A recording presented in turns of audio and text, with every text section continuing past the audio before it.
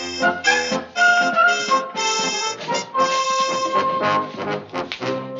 they blow this inspection, I'll kill them. I'll kill them. Keep your eye out. Come on, Slater, get those ammunition boxes straightened out. That top blanket there, right there, fold it.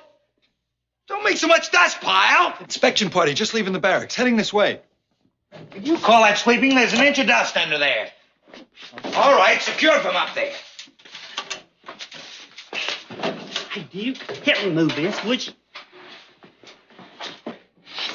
All right, here they come. You guys line up right over here. Hey, Duke, just a second more. Good morning, sir. Company B supply room ready for inspection, sir.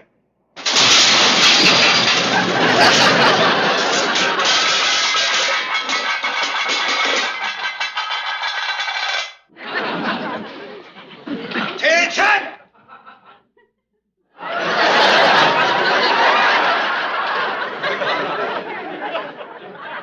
I was moving it to clean under, and I kind of lost my purchase on it.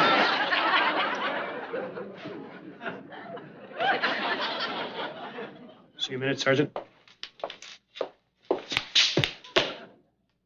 kind of a careless, inefficient Marine is that, Sergeant? Well, sir, Is that an example of the kind of training he gets from you? Sir, As you were.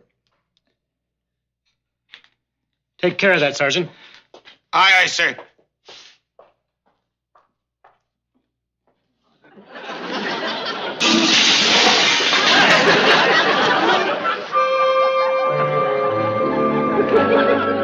Oh, forget it, Vince.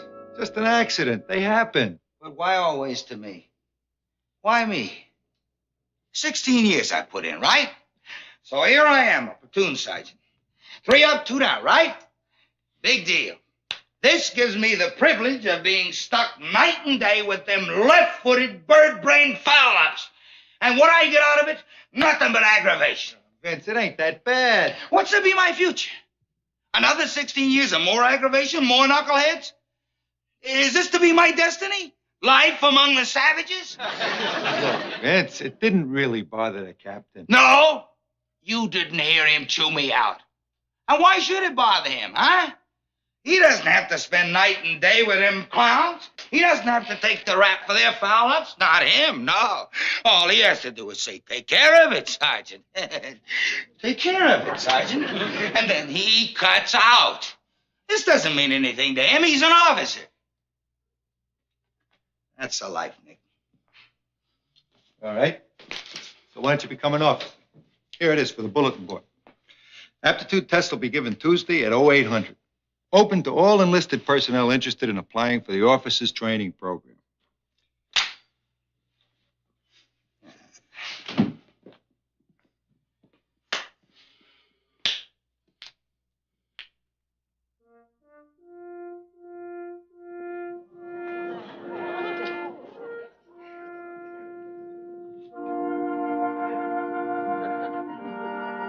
You mean you would?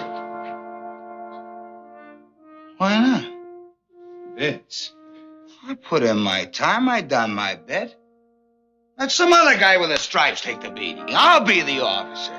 I'll be the one who only has to say, take care of it, Sergeant. Sarge, listen, Yeah. now being an officer ain't all that easy. I mean, it's a whole Yeah, I different life. should have done this years ago.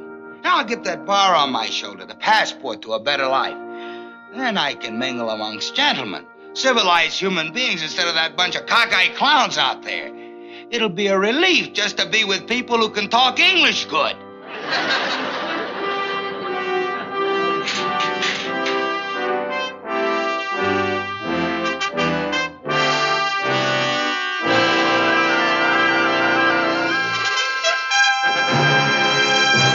Sir, real trouble. Private Morgan is AWOL. Piasecki smashed up his Jeep. Schmidt is in jail for fighting with a sailor. Slater blew up the arsenal. And Gomer Pyle accidentally set fire to the mess hall. Well, take care of it, Sergeant. Aye, aye, sir.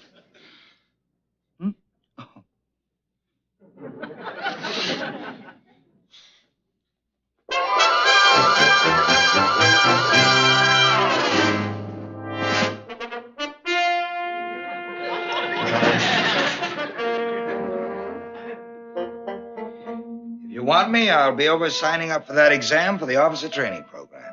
You sure you want to go through with it? But I just got to go in there and tell the sergeant how sorry I am I messed up his inspection. Bad idea. Better you stay away and let him forget it. You go in there now, he'll bite your head off and chew up the rest of you, too. Not the sergeant. He ain't the type to be mean about it. He's much too fine a man. Gomer, believe me, he'll take one look. Say, Sergeant, I just came by to tell you how truly sorry I am about what happened. Don't you give it a thought, Pyle. Not a thought. It means nothing at all. See? I told you he wouldn't be mad at all. Just like I said, he's a fine man. Just about the finest there is. Something important? Notice for officers training. They're holding interviews. Yeah? Yeah, guess who's going to take the test? You? Nope. Sergeant Carter. He ain't. Well, did you ever in all your put-togethers, Sergeant Carter's gonna get to be a lieutenant? That's right. Well, that means he'll be going to officer school, and we won't be seeing him no more. Yeah, isn't that sad? I just can't imagine things around here without Sergeant Carter. Why, he's been with us straight through boot camp. Of course, I do wish him the best. For heck's sake, though, I sure hate to see him go. He's such a fine man, I'd like to continue to serve with him. Well, you can. Why don't you apply for the officer training program? Huh? Take the test, then you can be together again. You think I ought to? Why not? You too can be an officer, Gomer. But could a private take this test? Take it. You not only can take it, it's your duty. Where else are they going to find the future leaders of the Corps if not among men like us? And besides, you'll get to stay with your buddy. Buy your leave, sir.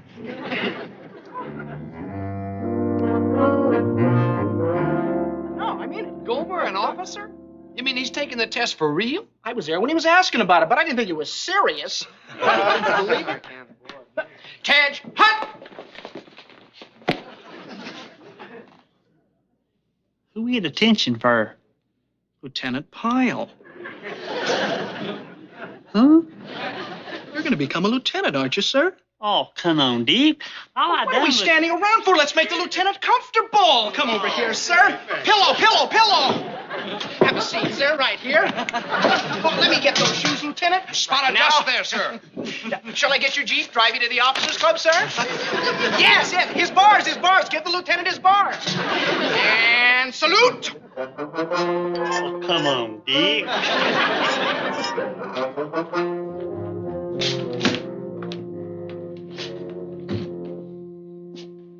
Relax, Sarge. Take it easy. I'm relaxed. I'm perfectly It's relaxed. only an aptitude test. No military stuff, just general. 100 true and false questions. Yeah. Yeah, now, Benson told me the trick is you got to put down the first answer that comes to your head. That's usually right. And don't stew on them too long. Oh, yeah, and you got to be relaxed. How many times do I have to tell you? I'm relaxed. I'm relaxed. All right. I'll see you later.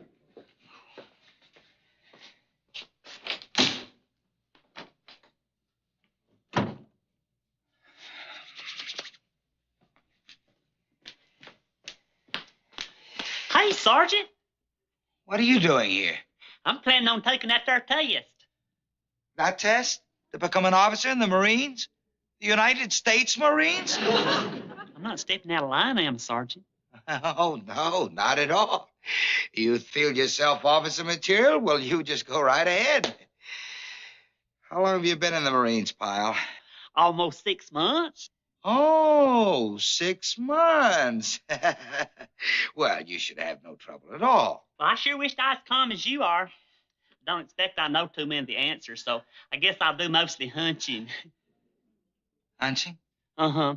See, what I do when I don't know something is I slap these 2 fingers down real hard. Now, if the pointing finger tingles most, I put down true. And if the long finger tingles most, I put down false. Works real good sometimes. Pyle, will you tell me one thing? Just one thing? Why are you doing this? Why do you want to become an officer? Well, kind of a personal reason. Oh.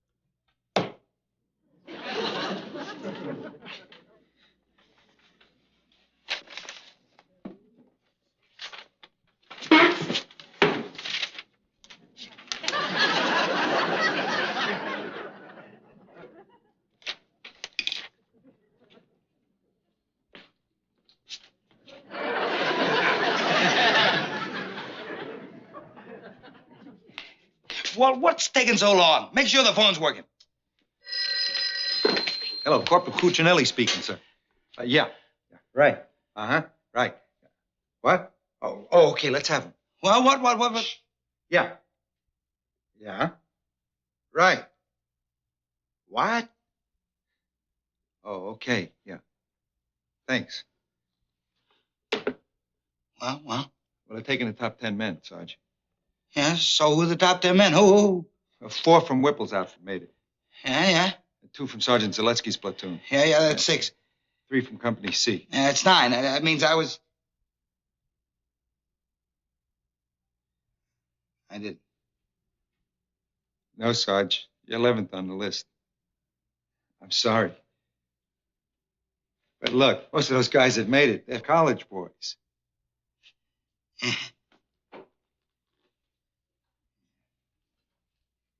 Well, who was that 10th guy? The guy that just aced me out. You know who it was? Hey, Sarge. I just heard. I made it. Barely by the hair on my chin, but I did do good enough to pass. I was number 10. How did you do? Where'd you come in?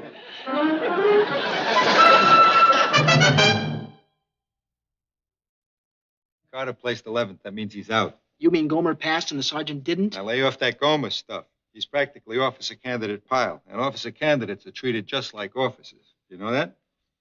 You're kidding. You mean we gotta call Gomer, sir? That's right. All right, break it up. We got a little work detail here. You 3 pick and shovel, tidy up the obstacle course. You 3 rakes, police the area. Slater and Gottschalk, recreation hut. Swab the decks. That's it. Make it good. Excuse me, Sergeant. What'd I do? All men passing the aptitude test have been relieved of duty status. Sir. Sir. Sir. Shazam. Since you're on your way to becoming an officer, you will have no more work assignments. The rest of you knuckleheads, scramble! But, Sergeant, I'd be glad to grab a pick and help. Sorry, regulations. And if you care to come around to the duty office around 14:30, we can tell you what time you have your appointment before the interview board. Man, you're a lucky stiff, Gome.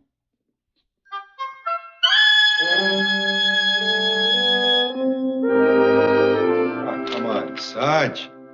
He'll be having more of those officer selection tests again next year. You'll make it easy then. If I live that long. He still can't figure out how Pyle made it. That's the one bright side to the whole thing. I might be stuck for a whole year with the rest of those clowns, but at least he'll be out of my hair.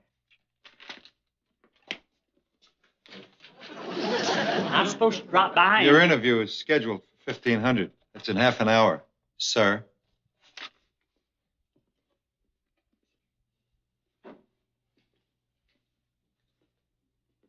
You know, Sergeant, when I first found out that I was going to officer school and you wasn't, well, I didn't like that idea one little bit. You see, I'd always counted on soldiering with you a little longer.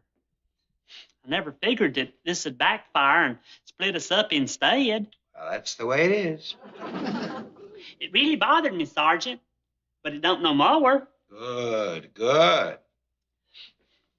On account of it don't have to split us up at all. Not one little bit. It don't? Not the way I'm going to arrange it. When I get to be an officer, I'm going to fix it where I get assigned right here at this base. That way we'll be together again in the very same group.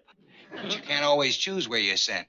The Corps sends officers where they're needed most, and in that case, you wouldn't be sent back here. I've thought about that too, Sergeant. If that happens, I'll make a request for you and have you transferred to me, so you don't worry none. You're to have me transferred to where you are. Officers can do that. So you see, everything's going to be just fine. We'll be together same as always. Only one teeny little difference. I'd be your superior officer, but that don't really make no never mind. It'll be perfect. What with me being your superior officer, we'll be working closer together than we ever did before. Just like that, you and me. The sergeant and his superior officer. Please. No more. Well, I just thought I'd give you the good news. I guess I better be getting on to the interview.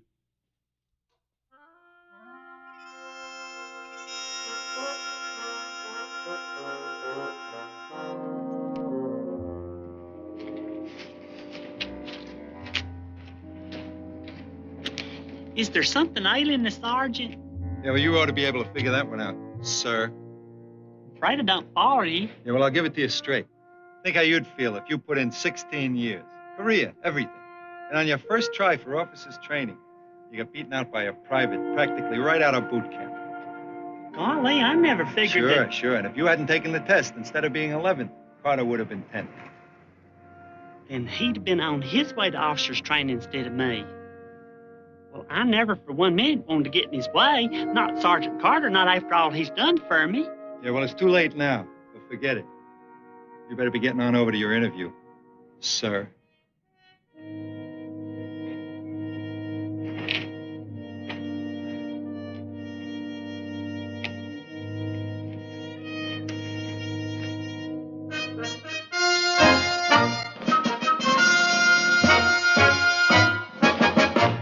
Private Gomer Pyle reporting is ordered, sir.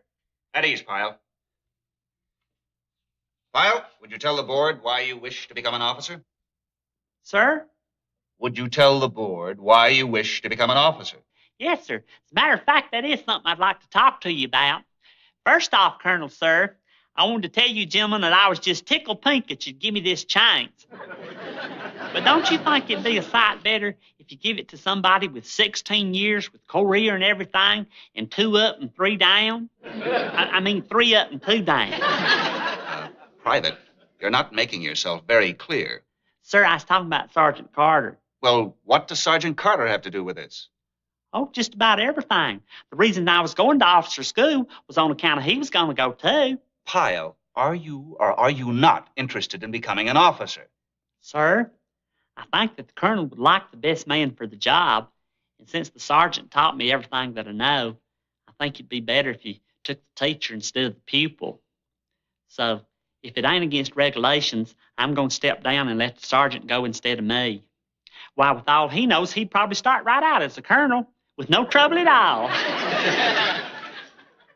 I'm sorry, Colonel. I didn't mean it like that. What I'm trying to say is that I've got my work cut out for me here, and the sergeant, he's deserving of being an officer, and I'm sure he'd be one you could be real proud of. Then you're withdrawing your name. Yes, sir, I guess that's what I'm doing. Pick it up, pick it up. Everything it ain't good. I don't want to see anything but grass and gravel when you're finished. Now get with it. Look at it, huh? Look at it. They foul up, who gets chewed out for it, huh? Sergeant Carter. What does that mean to them? Do they care what happens to me? I miss out on that officer's thing. It's just a big laugh to them. I don't know, Vince. Oh, come on, Nick. They're just looking out for number 1. They don't care about me. I'm just a nothing. Another sergeant they gotta put up with. Part of the scenery.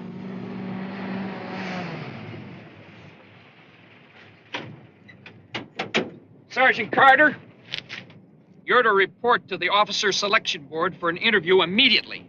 The officer's selection board? There must be some mistake. I didn't place in the first... No mistake, Sergeant. The Colonel sent me for you personally. Hey, Vince. Looks like you made it. Hey, guys. Sergeant's going to the officer school after all. Oh, we better get started, Sergeant. Hey, don't go yet. I'll be right back. But I don't get it. Are you sure that he meant for me? Positive. Let's go. Sure gonna hate to see you go, Sarge. Well, you take over, huh, Nick? Okay. I need a tie, Sarge. Thanks, Thomas. Hold it. Hold it. Sarge, when we heard you were taking the aptitude test, well, we went out and we got you something. We didn't give it to you before because... Anyway, we're glad we can give it to you now. Your lieutenant bars, Lieutenant. Fellas, thanks.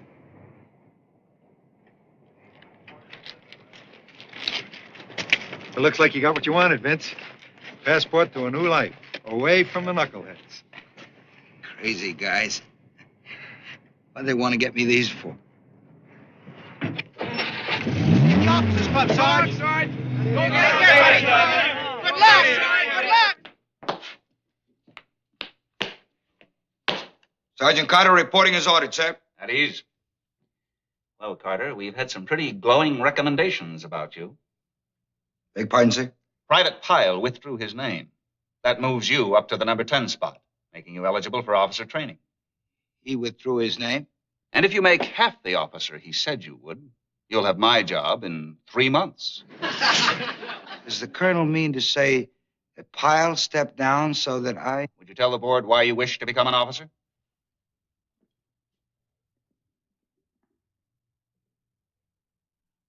Well, sir, I'm not sure I can. I mean, I don't think I'm ready to be an officer. That is, I'm ready, but not yet. You see, sir, I have this platoon I've trained since they were recruits, and we're sort of a team. And they're still a little rough. Don't get me wrong, sir, they're good. They're real good. But I'd like to personally see them through the rest of their training. The platoon and me, we kind of understand each other.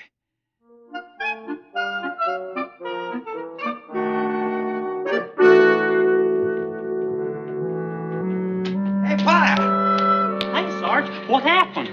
Oh, they had some special assignment they wanted a good platoon to work on, so I said we'd do it. You mean you're staying?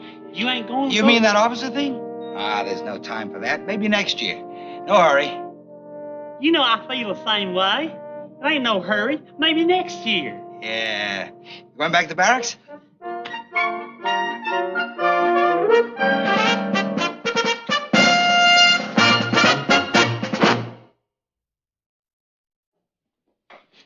What's going on?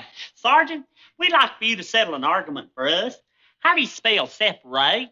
S-E-P-E-R or A-R? What are you bothering me for? Look it up in the dictionary.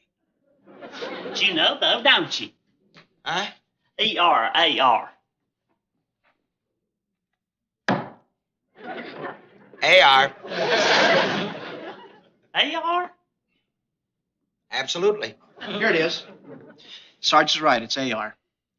Golly, Sergeant, you're always right. How do you know so many things? It's my job, Pyle. It's my job. All right. Now, wait a minute. Now, let me get this straight. You want us all to chip in and buy Sergeant Carter a birthday present? That's exactly right. You're kidding. Why? Well, he helped us all get through boot camp, you included. That's some favor. Sometimes I think he got us through boot camp just so he could have another crack at us now. Now, that's downright foolish, Duke, and you know it. You don't give somebody a gift just because they done something nice for you. That ain't the true spirit of giving. You give somebody a gift because you want to give it to them. Didn't you know it's more blessed to give than to receive? Kill me. I'm surprised at you, Duke. A man's birthday's an important thing, especially this one. It's Sergeant Carter's 35th one. Now, that's a real important one. Well, so was my 25th birthday. And you know what I did on my 25th birthday? In the morning, I took a 12-mile hike. In the afternoon, I had 3 hours of calisthenics. And at night, I had 8 hours of guard duty. See? Because of Sergeant Carter, you'll always remember your 25th birthday. Gomer, you're unbelievable. Well, I ain't asking for a whole lot. We could get Sergeant Carter a real nice gift if every man in the squad would chip in $1. $1? What do I look like, a millionaire? Gomer, do you know what $1 means? $1's a lot of money. You can buy a lot of things with $1. $1, that's 5 beers. That ain't much, Duke. If you wanted to, you'd give up them 5 beers. All right, show you what a nice guy I am. I'll chip in 2.5 beers, 50 cents. Come on, Duke, make it 5 beers. 3 beers? 5 beers. All right, 5 beers. $1. Come on, let's get it up. Everybody get it up. $1, $1. They ought to send you out at Christmas time with a tambourine, Gomer. Come on, Larry, get it up. Thanks, Duke. You know, you're a real good person. Now we just got to figure out what we can get Sergeant Carter for his birthday. How about a bullhorn? His voice is so low I can hardly hear him. You got a real good sense of humor, Duke. But I think we ought to pick out something special for the sergeant. I think we ought to get him a sentimental gift. A sentimental gift? How about a whip? Come on, fellers. Now, this is serious. Look, Gomer, this was your idea, so I nominate you to pick out the gift. No, All those in favor say aye. Aye. The ayes have it. You won the election. You pick out the gift.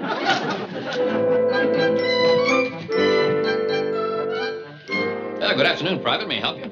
Yeah, I'm looking to buy my sergeant something. Tomorrow's his birthday. It's his 35th, and that's a real important one. You bet it is. What do you have in mind? Well, you see, all the fellers in the squad chipped in, and we want to get him something real nice. Well, we have some handsome gift items over here. Cigarette lighters, cuff links, tie clasps. If you don't mind my asking, what would you like to spend? Oh, I'd like to spend $100. Oh. But I only got 16. Oh. Well, I'm sure we can find something here for $16 that you'll like. Say, how about this imported pocket knife with 2 blades? My, that sure is pretty. Scissors? Well, what do you know about that? Screwdriver? Well, looky there, a real screwdriver. Bottle opener? My, that sure is handy. I think he'd like that lot. Nail file? Oh, shoot, he's got one. No sense in giving him something he's already got. Oh, of course not. That's a shame. That knife would be perfect if it didn't have that nail file on it. Hey, what's that right there? This? Now to the left. This? No, I'm sorry, to my left, not your left. This? Forward a little. This? No, I'm sorry. It's forward to me, but it's backwards to you. This? In front of that. This? No, I mean behind it. This? Yeah. A cigarette lighter. Oh, he's got one. Why don't you just give him a $16 gift certificate? Oh, we couldn't do that. We've got to get him a sentimental gift. Sentimental. Hey, is this watch here very expensive? Well, that is a little more than you have to spend. Sure is a beauty, though, huh? It's not only a watch, it's also a calendar. Well, I'll be dog. A calendar? Is it much more than $16? Well, 'Cause if it is, I guess I'll just have to keep looking here till I find something else. oh. Well, I'll tell you what. Since you're being so nice to your sergeant, I'm going to let you have this watch for $16. Shazam! Well, that sure is nice of you. I'll never forget you for this. Well, that's all right. There's just one more thing. What's that? Can I have something engraved on the back of it? Oh, absolutely. I'll even include it in the $16. Well, I can't tell you how much I appreciate this. My pleasure. Listen, you won't be sorry, 'cause I promise from now on I'll do all of my shopping right here. When do you think we should give it to him? What's the matter with right now? Why not? After all, it's his birthday. Let's go over to the company office and surprise him. Right. Where you going? Out to goof off a little? No, sir. You bet you're not. And wipe that silly grin off your face. Now, all of you, hear me and hear me good. I'm sick and tired of your sloppy, careless ways. This squad is becoming a bunch of thoughtless, forgetful pumpkinheads. I think you'd forget your own heads if they weren't tied to your shoulders. Cochran and Pyle, you both forgot to lock up your rifles. Gottschalk, Slater, and Pyle, you're forgetting to keep your wall lockers closed. Belcher, you forgot to fill your canteen. And Pyle, you forgot to salute an officer coming out of the mess hall this morning. You're just lucky he didn't see you. And that's just part of the list. Now, we've been through all of this before, so I'm telling you for the last time, you better not forget one more thing. Because if you do, if you forget one more thing... Sergeant, there's one thing we didn't forget. That's wonderful, Pyle. One thing you didn't forget. I can't wait to hear what it is. What didn't you forget, knucklehead? Happy birthday. Happy birthday. Gee, you fellas didn't have to do this. Wow. No, we didn't have to. We wanted to. It's nice. It's real nice. I don't know what to say. Well, open it up. All right. See what's in there. Take a look, Sergeant.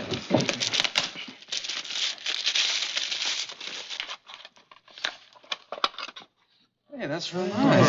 Hey, look at that. It's a watch. And it matches my ID bracelet. It's a calendar, too. See that 24 on there? That means it's the 24th of the month. It don't tell you the month. You got to remember that yourself. Look who's talking about having to remember things. The guy that forgot to salute the officer. I sure picked someday to chew you guys out, huh? Oh, forget it, Sarge. It's beautiful, fellas. I appreciate it. I really do. Look on the back of the watch. On the back there. Read it, Sarge. With all our esteem, on your 35th birthday. Thanks, fellas. I'll always remember this birthday. This is an important one. This is your 35th. Yeah, that is kind of a milestone, huh? Gee, Sarge, 35. That's almost the same age as me and Burns put together. That's right. I never thought of that. How long you been in the Marines, Sarge? Let's see. I guess it's 18 years. Yeah, 1946. Hey, that's the year I was born. Gosh, Sarge, you've been in the Marines more than half your life. That's right, I have. Boy, how time flies, huh? Seems like just yesterday I was in Korea. That was 1950. 1950. You was in Korea, and I was in grade school. Miss Costello, 7B. Aren't you ashamed of yourself, Gomer? While Sergeant Carter was over in Korea fighting for our country, there you were in Mayberry just learning how to read and write. Well, the Marine sure hadn't hurt you none, Sergeant. I hope I look as good as you do when I'm 35. Thanks. Gee, 35. You're only 3 years younger than my dad. Well, thanks again, fellas. Present. I sure am glad we helped to make this a happy birthday for you, Sergeant. Yeah. Thanks, Pyle. Thanks a lot.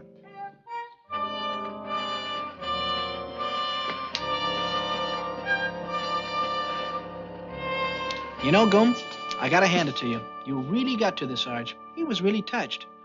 You know, I'm glad you talked me into it. That wasn't worth 5 beers to me. That was worth 40 beers. He sure looked like he appreciated it. When he left, he could hardly talk. He was so happy.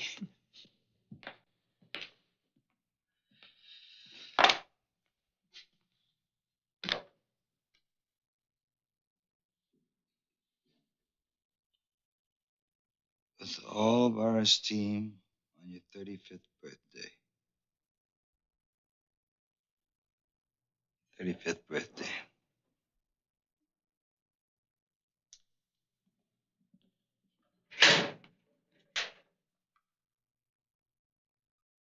And it contains only health-giving ingredients. So remember that name, folks. Rejuvenate, the tonic that makes you feel young again. Remember, Rejuvenate is made especially for you people over 35. That's the age when you start feeling...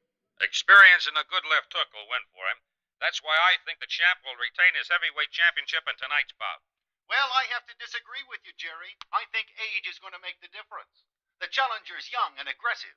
And I don't think the champ can make it if he has to go 15 rounds against his youthful challenger. The champ's stamina and legs just aren't what they used to be. You have to remember, he's no kid anymore. He's 32 now. And many of us feel that he's over the...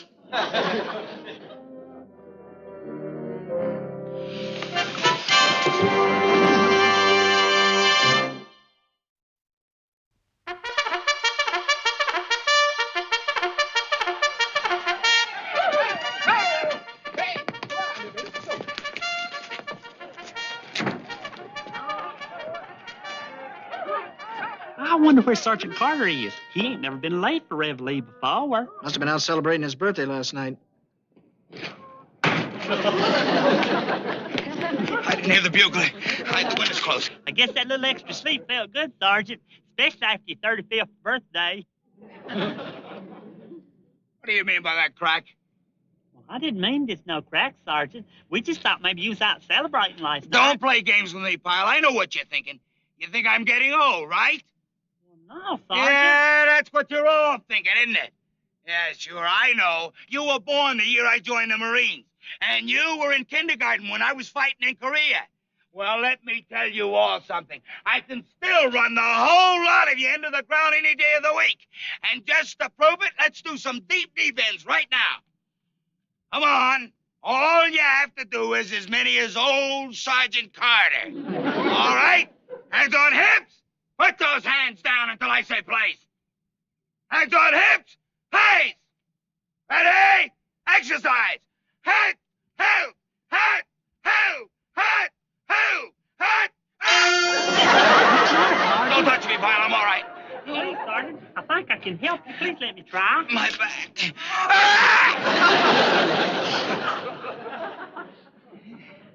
It's okay. You did that like you knew what you were doing. Well, I've had a lot of practice. My grandma used to have the same thing you just had. I used to straighten her out. Poor thing, though, she started walking crooked. Your grandma.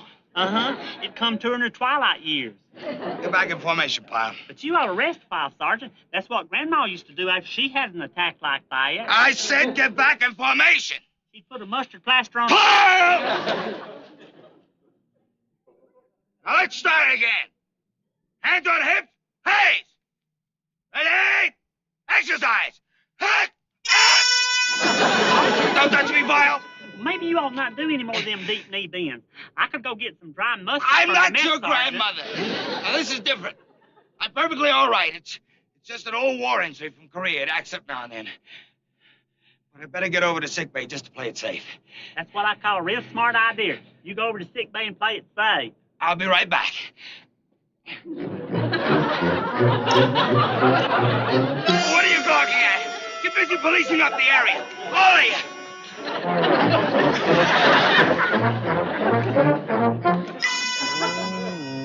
he's starting to walk crooked, just like Grandma, poor thing. Pain in your side, is it gone now? Yes, sir. Despite the bent position you're now in? I'm sorry, sir. Look, Sergeant, there's nothing for you to worry about. You got a simple muscle cramp, that's all. It's nothing else? Nothing else. But don't forget one thing. You can't make those sudden moves like you did when you were younger. Younger? What do you mean, sir? You know, like you did a few years ago. It's nothing like hardening of the arteries, is it, sir? You're fine, Sergeant. Yes, sir.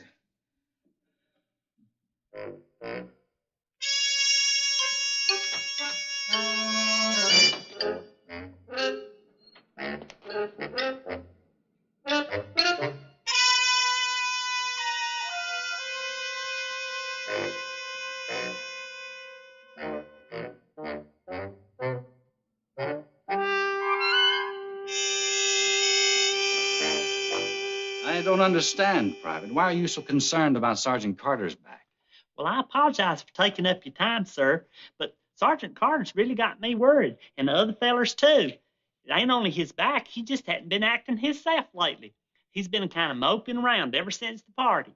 Party? What party? His birthday party. Fellers all chipped in, we give him a watch. He just turned 35. Oh, so that's it. 35-itis. 35-itis? It's a common ailment. You see, Private, some men feel when they reach the age of 35, it marks the end of their youth and the beginning of middle age. And quite often, they start imagining all sorts of aches and pains. But the pain that Sergeant Carter had sure seemed real enough to me. Of course. And if Carter continues to worry about getting old, he'll actually feel pain even though nothing's wrong with him. In technical language, that sort of condition is known as psychosomatic. Psychosomatic. In a few days, your sergeant's confidence will come back to him and everything will be okay. Well, thank you, sir. Psychosomatic. Lordy, there's a lot of sicknesses these days. Hey,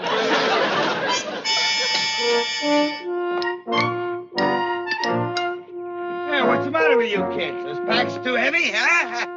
I'm 35 years old. Look at me, huh? All right, you weaklings. Halt! Take 5. Well. Tired, are we? Huh? Maybe I should charter a bus to come all the way out here and pick us all up and take us back to camp, huh? Golly, Sergeant, just look at you. All of us just as tuckered as we can be. Just look at you. You ain't hardly worked up a sweat yet. Well, I'll give you kids a little tip. Always carry a candy bar in your pack. It gives you that extra energy when you need it. I've got one right here, Sergeant. Well, give it to him. He needs it.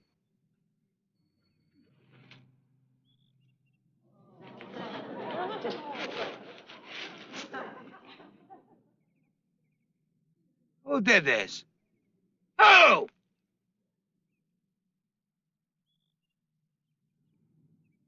Why, Pyle? Why'd you do it? Well, it was just that you've been feeling poorly lately, and This is just a way to help you get over that bad period and get your old confidence back. With straw? Rocks, I can understand. That might get my confidence back, but straw? Well... Thanks, Pyle. Thanks a lot. Just trying to make an old man feel young, right?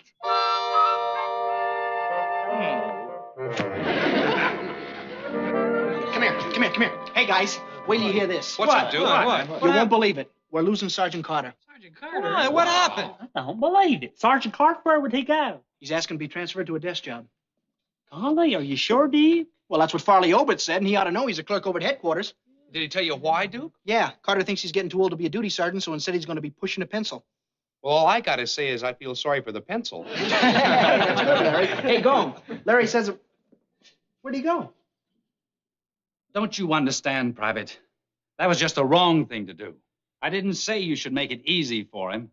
That will only convince him he can't do it himself. The only thing that will help him gain back his confidence is if he proves to himself he can still pull his own load.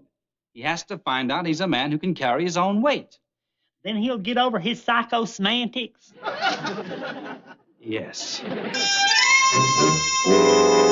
Gomer, I want to be the first to say this. You're crazy.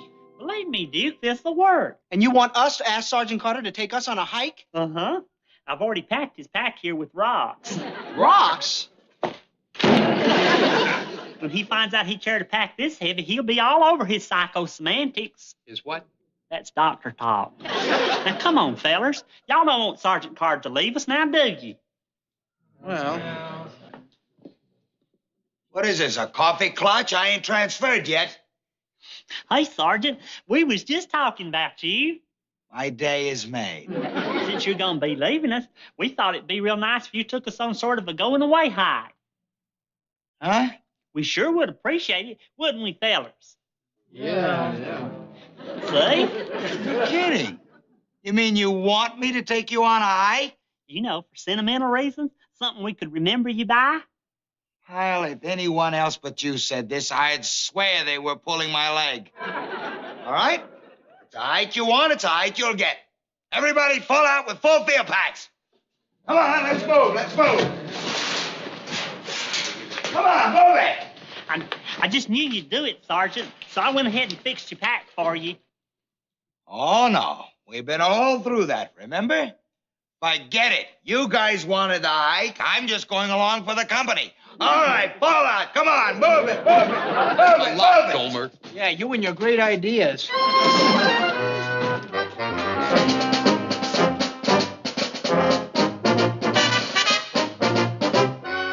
Squad halt! On your feet, Pyle. You asked for this hike. What's the matter, Pyle? Are you hurt?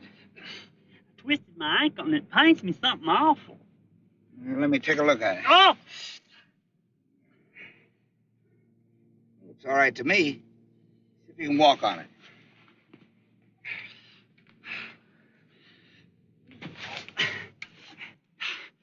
It's no use, Sarge. Maybe it's broken. It's not broken.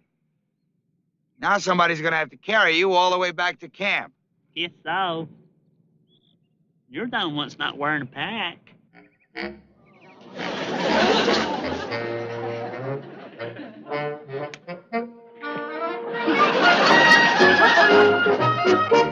What are you doing, Pyle? I need a candy bar. You remember said it was good for energy on the hike. Hey, you want to buy it? No!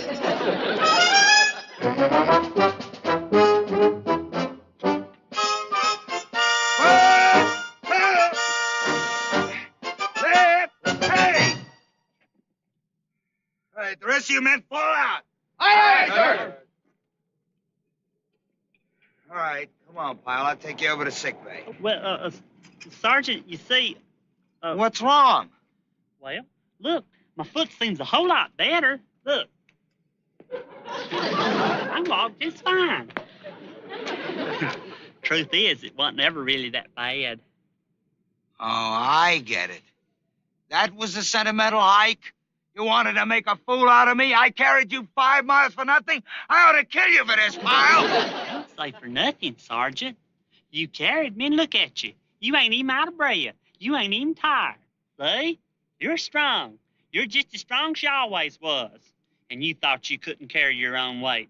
Why, you can carry your weight and mine, too. Now, if that don't give you confidence back, I don't know what will. A man can do all of that. He'd be wasting his time behind a desk. Yeah. See? Now you're all over your psychosemantics. What?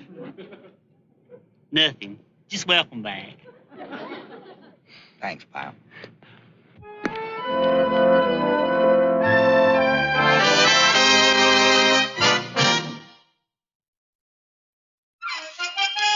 Good-looking watchman.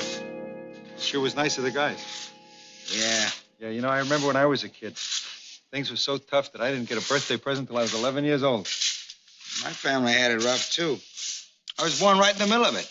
Year of the crash, 1929. My old man worked morning, noon, and night. He was never sure where his next... Sergeant, how much is 9 from 15? 6. What's the matter? Can't you subtract? There were days when we didn't even have enough to eat.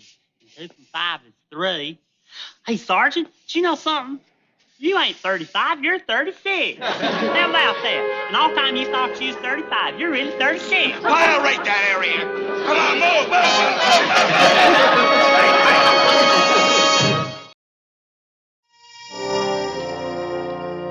It will be the first official visit to this country by the Princess Sanakawa, and she will be the guest of various military installations, among them the local Marine base at Camp Henderson. Now, what has all this got to do with you, Sergeant? The Princess will be here at the end of the week. We're going to need an honor guard. And since you have the highest-ranking platoon at this time, I've decided we pick our honor guard from among your men. Yes, sir. Thank you, sir. There are enough men in your outfit who own dress blue uniforms for the occasion. Yes, sir. I'm sure of it. Of course. I'm sure your men have enough pride to want to own a set. Yes, sir. Good. I want you to pick 4 of your best men, straight, sharp, and all Marine. Aye, aye, sir. With a platoon like yours, you probably can vouch for every single man in your outfit. Yes, sir. I can vouch for every single man in my outfit. Good. That is, I can vouch for almost every single man in my outfit. Heads, tails, and tails. And thank you for the contribution. Any more suckers? Golly, Duke, you sure are lucky. Where'd you get all that luck? You must eat a whole lot of chickpeas on New Year's Eve. Well, it's not only luck, Gomer. It's luck, good looks, intelligence, charm. Let me see, have I left anything out? Oh, yes, modesty. I don't know about them other things, but you sure are lucky. I'll take you on, Duke. Gladly, Larry. You ready? Yeah. Shake 'em up. Got him. All right. Ready? Yeah. Here we go. Heads, tails, Tails. Tails. Heads. Tails. More? yeah. Okay. Shake 'em up. Ready? Yeah. Heads. Tails. Heads. Heads. Tails. Tails. Suddenly not so lucky, huh, Duke? Hold on, what's happening here? How you doing, Mr. Lucky? Not so good all of a sudden. Put 'em up again, Larry. All right. Shake 'em up. Ready? Yeah. Tails, tails, and heads. Not so good. That ain't bad. Golly, you got Lady Luck smiling at you all the time, hadn't you, Duke? Let's go again. Sure. Shake 'em up. Ready? Yeah. Heads, Tails. Heads. Tails. Tails. And heads. Wait a minute. Gomer? What? Come here a minute, buddy. What do you want? Come here. Stand right here. Get 'em up again, Larry. Get 'em up. All right. Heads, tails, tails, tails, and heads. That's it. What's it? You, Gomer, you're my good luck piece. I'm your what? You move away, I lose. You stand by my side, I win. You're my good luck charm. How about that? Oh, gone, Duke. I'm not kidding, Gomer. I don't know what it is, but you give off sparks. Vibrations come out of you. Shazam. You reckon it's that new deodorant I've been using? Sergeant's on his way.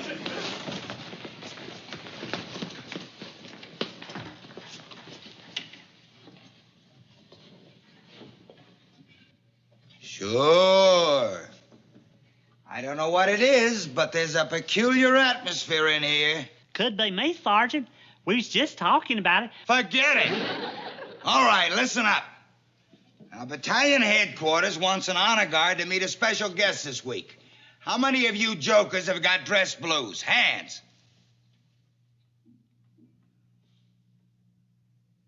That's it? You're kidding. Just 3 of you? I gotta have 4 men, and they gotta have dress blues. Sergeant? Morrison, don't you have a set of dress blues? I'm sorry, Sarge. I ordered a set some time ago, but I hadn't been able to get up the money to pick them up. Boy, this is beautiful. Just beautiful. Now, I gotta go back to the colonel and say, sorry, sir, we can't make up the honor guard. We don't have a thing to wear. I know they're optional. You don't have to buy a dress blue uniform, but you think you'd have enough pride to want to own a set. Sergeant. Do you knuckleheads know what an honor this is to be picked for an honor guard? Huh? Do you? And we can't take it because only 3 of you have got dress blues. Sergeant? Well, you'd think with all the money you spend on dames and gambling and materialistic stuff, you'd think you could set aside $45, huh? A measly $45 for a set of dress blues. Sergeant? Boy, this is humiliating. It's downright humiliating. Sergeant? Pyle, what is it? I'm getting a set of them there dress blues. What? I've already got them ordered and everything. I've saved all my money, and I'm supposed to pick them up Saturday morning. Surprise, surprise, surprise. Yeah. So you've got your 4 men now, Sergeant. This is your lucky day. Pyle, knock it off. It's not just the dress blues. You got to be sharp on your manual of arms. And I've got a hunch that you are not sharp on your manual of arms. So forget it, Pyle. Just forget it. What's this, Sergeant? Attention! Forward, arms. Order, arms. Inspection, arms.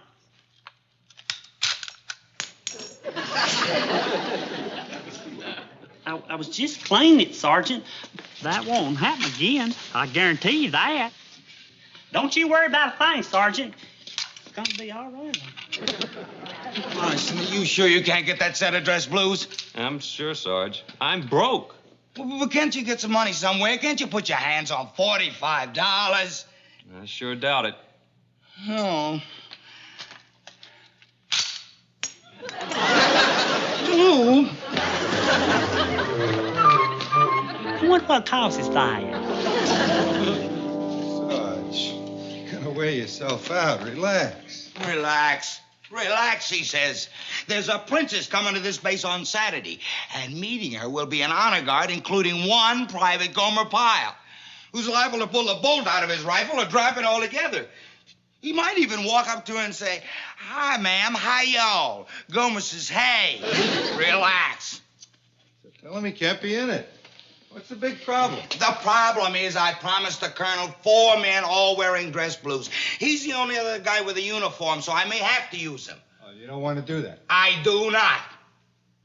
Now, what I gotta do is I gotta get another guy for the honor guard, and I gotta buy him a uniform. Nick, are you sure that you don't have... Already asked me, Sarge. I'm broke. Broke. Broke. Everybody's broke. It would have to be the end of the month. Well, we gotta scare up $45 by Saturday. So you and me are going on a little hunting expedition. Oh, but Sarge... Yeah, get everything you can get. Dollars, quarters, beg on the streets for pennies if you have to. We need $45 to buy Morrison his uniform. Well, listen, Sarge, maybe I do not want Gomer Pyle in this honor guard. Do you understand? Well, he can foul up. He can foul up something terrible. He could accidentally shoot that princess and start a war. Come on, Sarge. Now, look... Come in. Hey, Sergeant. What do you want, Pyle? Well, after you left the barracks this morning, I got to thinking that you might be worried how I'm doing that there honor guard, so I just come by here to set your mind at ease. Yeah? Uh-huh, watch this. I've been practicing and practicing. Attention! Forward, arms. Order, arms. Present, arms.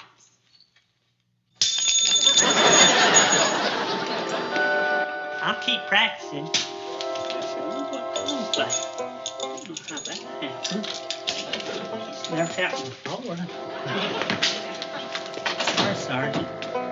Get the money, get the money.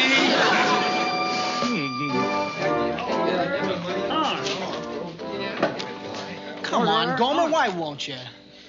I told you, Duke, I want to stay here and practice my manual arms. Besides, I ain't sure I rightly approve of what you're about to do. Well, what's so terrible? All you gotta do is stand by my side all the time I'm shooting craps. You're my good luck charm. You'll help me win.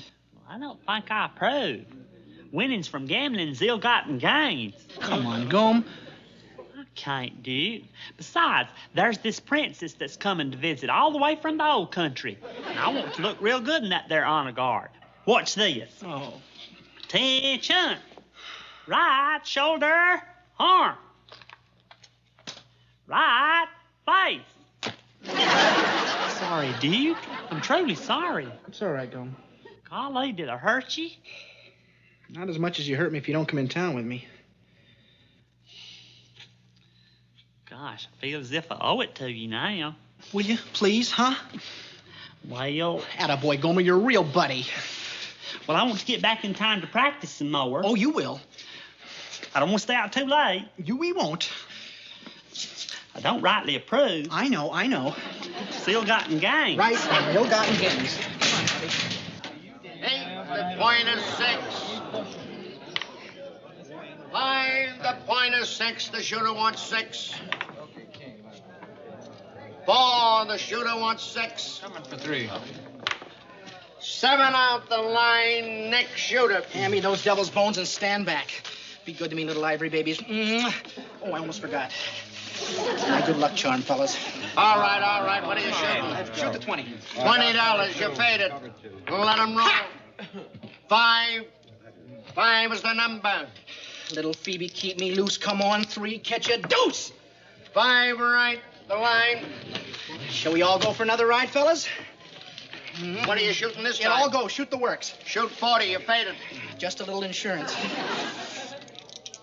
Yeah! 7, a winner. A little gift from heaven. Who's hot now, fellas, huh? Shoot it all. Let's go. You're so good to me, baby. Here we go. Yeah! 6, the shooter wants 6. 6. Is that all right, fellas?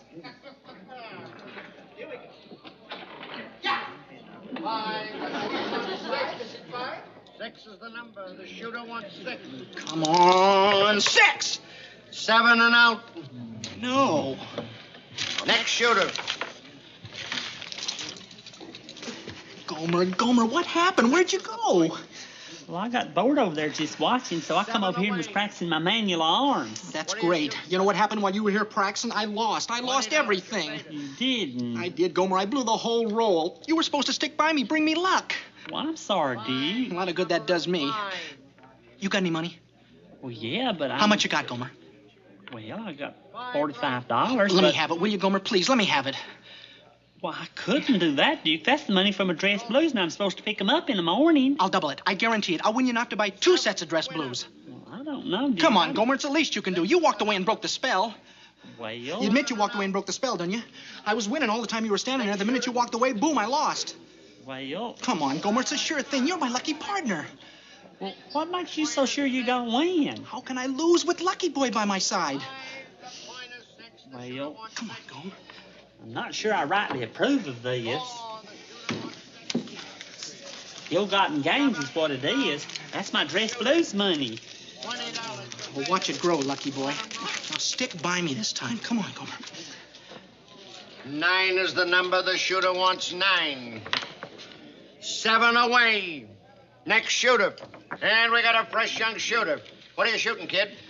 Shooting the whole 45. 45 goes. You fainted. Ha! 4. The number is 4. Little Joe from Kokomo, give him a shake and away they go! 7, you're out. No. What happened, Duke? What happened?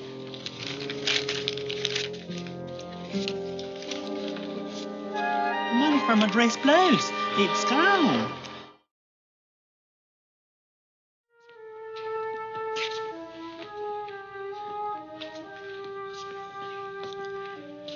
It's gone. The money from my dress blues is gone. Gomer, I'm sorry, buddy. I'm sorry. All the money that I'd saved up. Now I won't be able to get my dress blues. But you know what the worst part is? I'll tell you what the worst part is. Tomorrow I've got to tell Sergeant Carter that I can't be in that honor guard to meet that princess. Gomer. He's gonna be so disappointed, Duke. Can you imagine how disappointed he's gonna be when I tell him I can't be in that there honor guard? No. I'm not gonna have Pyle on the honor guard. Sarge, face it. You don't have enough money to swing it. You need $45 for a uniform for Morrison. Count it. You only got about 15. That's all we could rake up? $15? Just $15? Yeah, 15 and a quarter. Nick, we can't quit now. We gotta get another $30. We hit almost everybody on the base. They're all tapped out. Well, there must be somebody somewhere. Hey, what about your folks? Send them a telegram. Tell them you need an operation. Vince. I gotta keep Pyle off that honor guard. Don't you understand? Well, I wasn't going to suggest it, but I think I know where you can get some dough real fast. You know? What have you been keeping so quiet about? Where, huh? Where? Talk! Well, there's a big crap game in town tonight. A crap game? Right. You want me to go to a gambling joint and shoot crap, a platoon sergeant? There you go as a civilian. Shoot crap with strangers? Do you realize how desperate I'd have to be to do that? Well?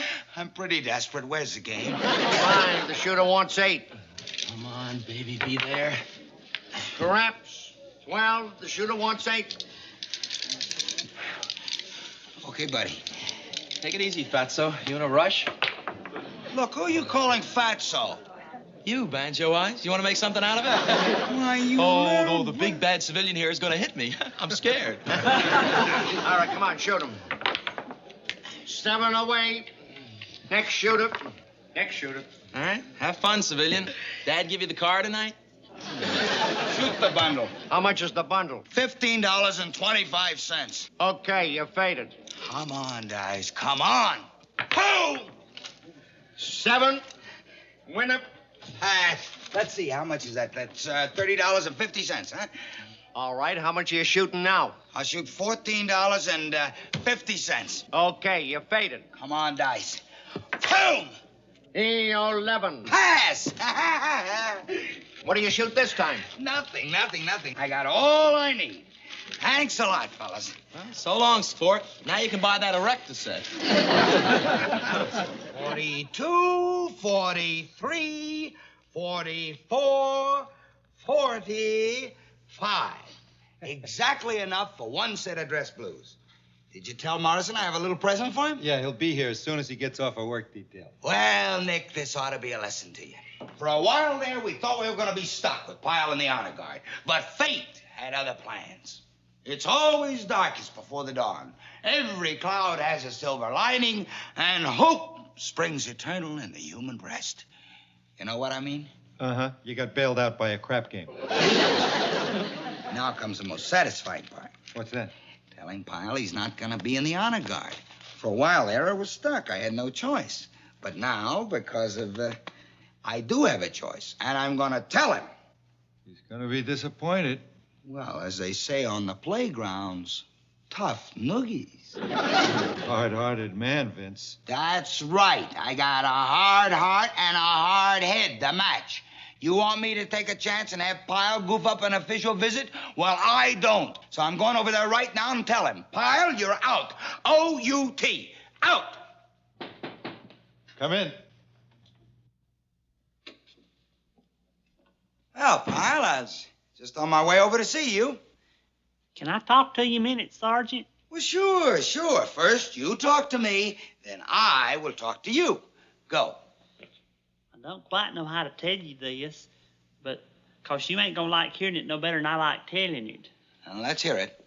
And I wouldn't blame you for being mad on account of it's bound to be disappointing news. Let's hear it.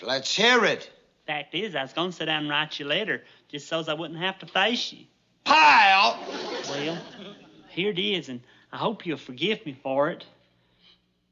I can't be in that there honor guard. What did you say? You hate me, don't you, Sergeant? Admit it. You hate me for ruining all your plans. You thought I was going to be in that there honor guard, and here at the last minute I tell you I can't? Well, you just go on and hate me, because I sure feel like a hateful thing. But I don't have the money to buy the uniform. But you told me you had the money. This is the most painful part of all coming up. I had it, but I lost it. You lost it? I've done a terrible thing, Sergeant. It got lost shooting with craps. What? That's right. I don't know what come over me. Greed, I expect. But anyways, it got lost in a game of craps. You got in a crap game and lost your money? The dice was supposed to roll up to number 4. That's little old Phoebe from Kokomo.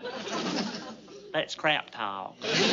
And it didn't come up, so I lost.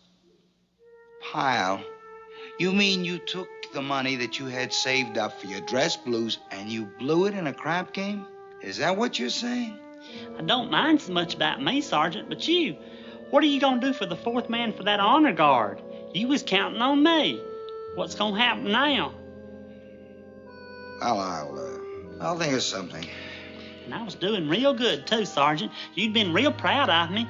I'd just been practicing my manual arms. I could even do it in my sleep. Every spare minute I had, I was doing it. You'd been real proud of me because I was doing it right. To tell you the truth, Sergeant, that's the reason I was so anxious to get in the honor guard. Just wanted to make you proud of me. All right, Pyle, get back to your quarters. Right, Sergeant. When I come in, you said there was something you wanted to talk to me about. Nothing important. You can wait. Right, Sergeant.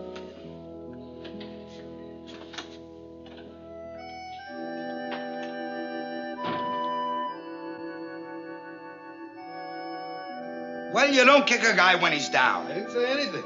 And I'll tell you something else. He didn't lose that money in a crap game. He doesn't even know how to shoot crap. He was covering. That's what he was doing. He's covering for some creep that conned him out of his dough. Well, what are you going to do? What do you mean, what am I going to do? I got the money for the dress blues, haven't I? Pyle may not have the money, but I got it. So? So there are going to be 4 men in the honor guard all wearing dress blues, just like it was planned from the beginning. What am I going to do? Well, I was just wondering. Well, stop wondering. There's no problem. Come in. Hi, Sergeant. Corporal said you had a present for me. Money for a set of dress blues to wear in the honor guard. A present? A present? What is this, your birthday? Christmas? Where do you get off coming in here asking for a present? A present? I'll give you a present. I'll give you 100 push-ups to do. Get out of here, you mooch. But, Sergeant, I was... Get out of here. Move, move, move, move, move, move. Well, what are you just sitting there for? Go get Pyle. Go get him. He's got to pick up his uniform. Whatever you're thinking, shut up.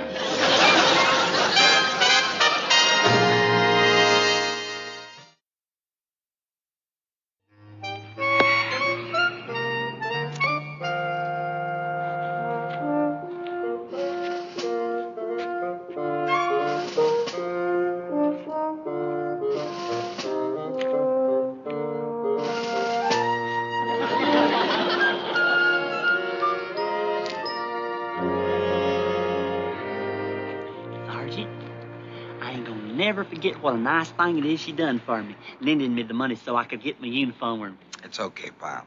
Nice, nice, nice. I don't see how I can ever thank you. You did, Pyle, you did. Last night and this morning, and I got your letter, too. I swear, every time I think about it, I want to just puddle up. Well, don't, Pyle. There's nothing that looks worse in an honor guard than a Marine who's been crying. What a nice thing. You're going to make a wonderful father. Swell. So once again, thank you, thank you, thank you. It's okay, Pyle. Now, look, the visiting party's going to be here any minute. Now, I want you to play it cool and steady. Don't you worry, Sergeant. I'll never disappoint the man that made all this possible for me. Good. Just listen for every command and execute it with precision. Check and double check. Don't panic. Don't be nervous. Just play cool and steady. Steady and cool. Done and done. Here they come. Remember, cool and steady.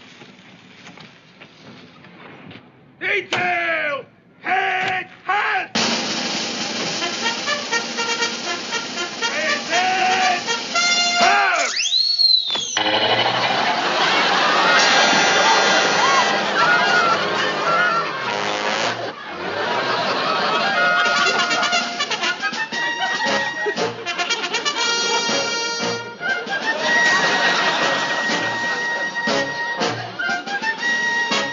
thin walls, and fiery-tempered truths. Chapter 1. The Gospel, according to Barry White. The Williams household was many things stylish, high-achieving, and smelling faintly of expensive cologne and cocoa butter. But soundproof was not one of them. For Marcus Jr., better known as MJ, the thinness of the walls was a daily cross to bear.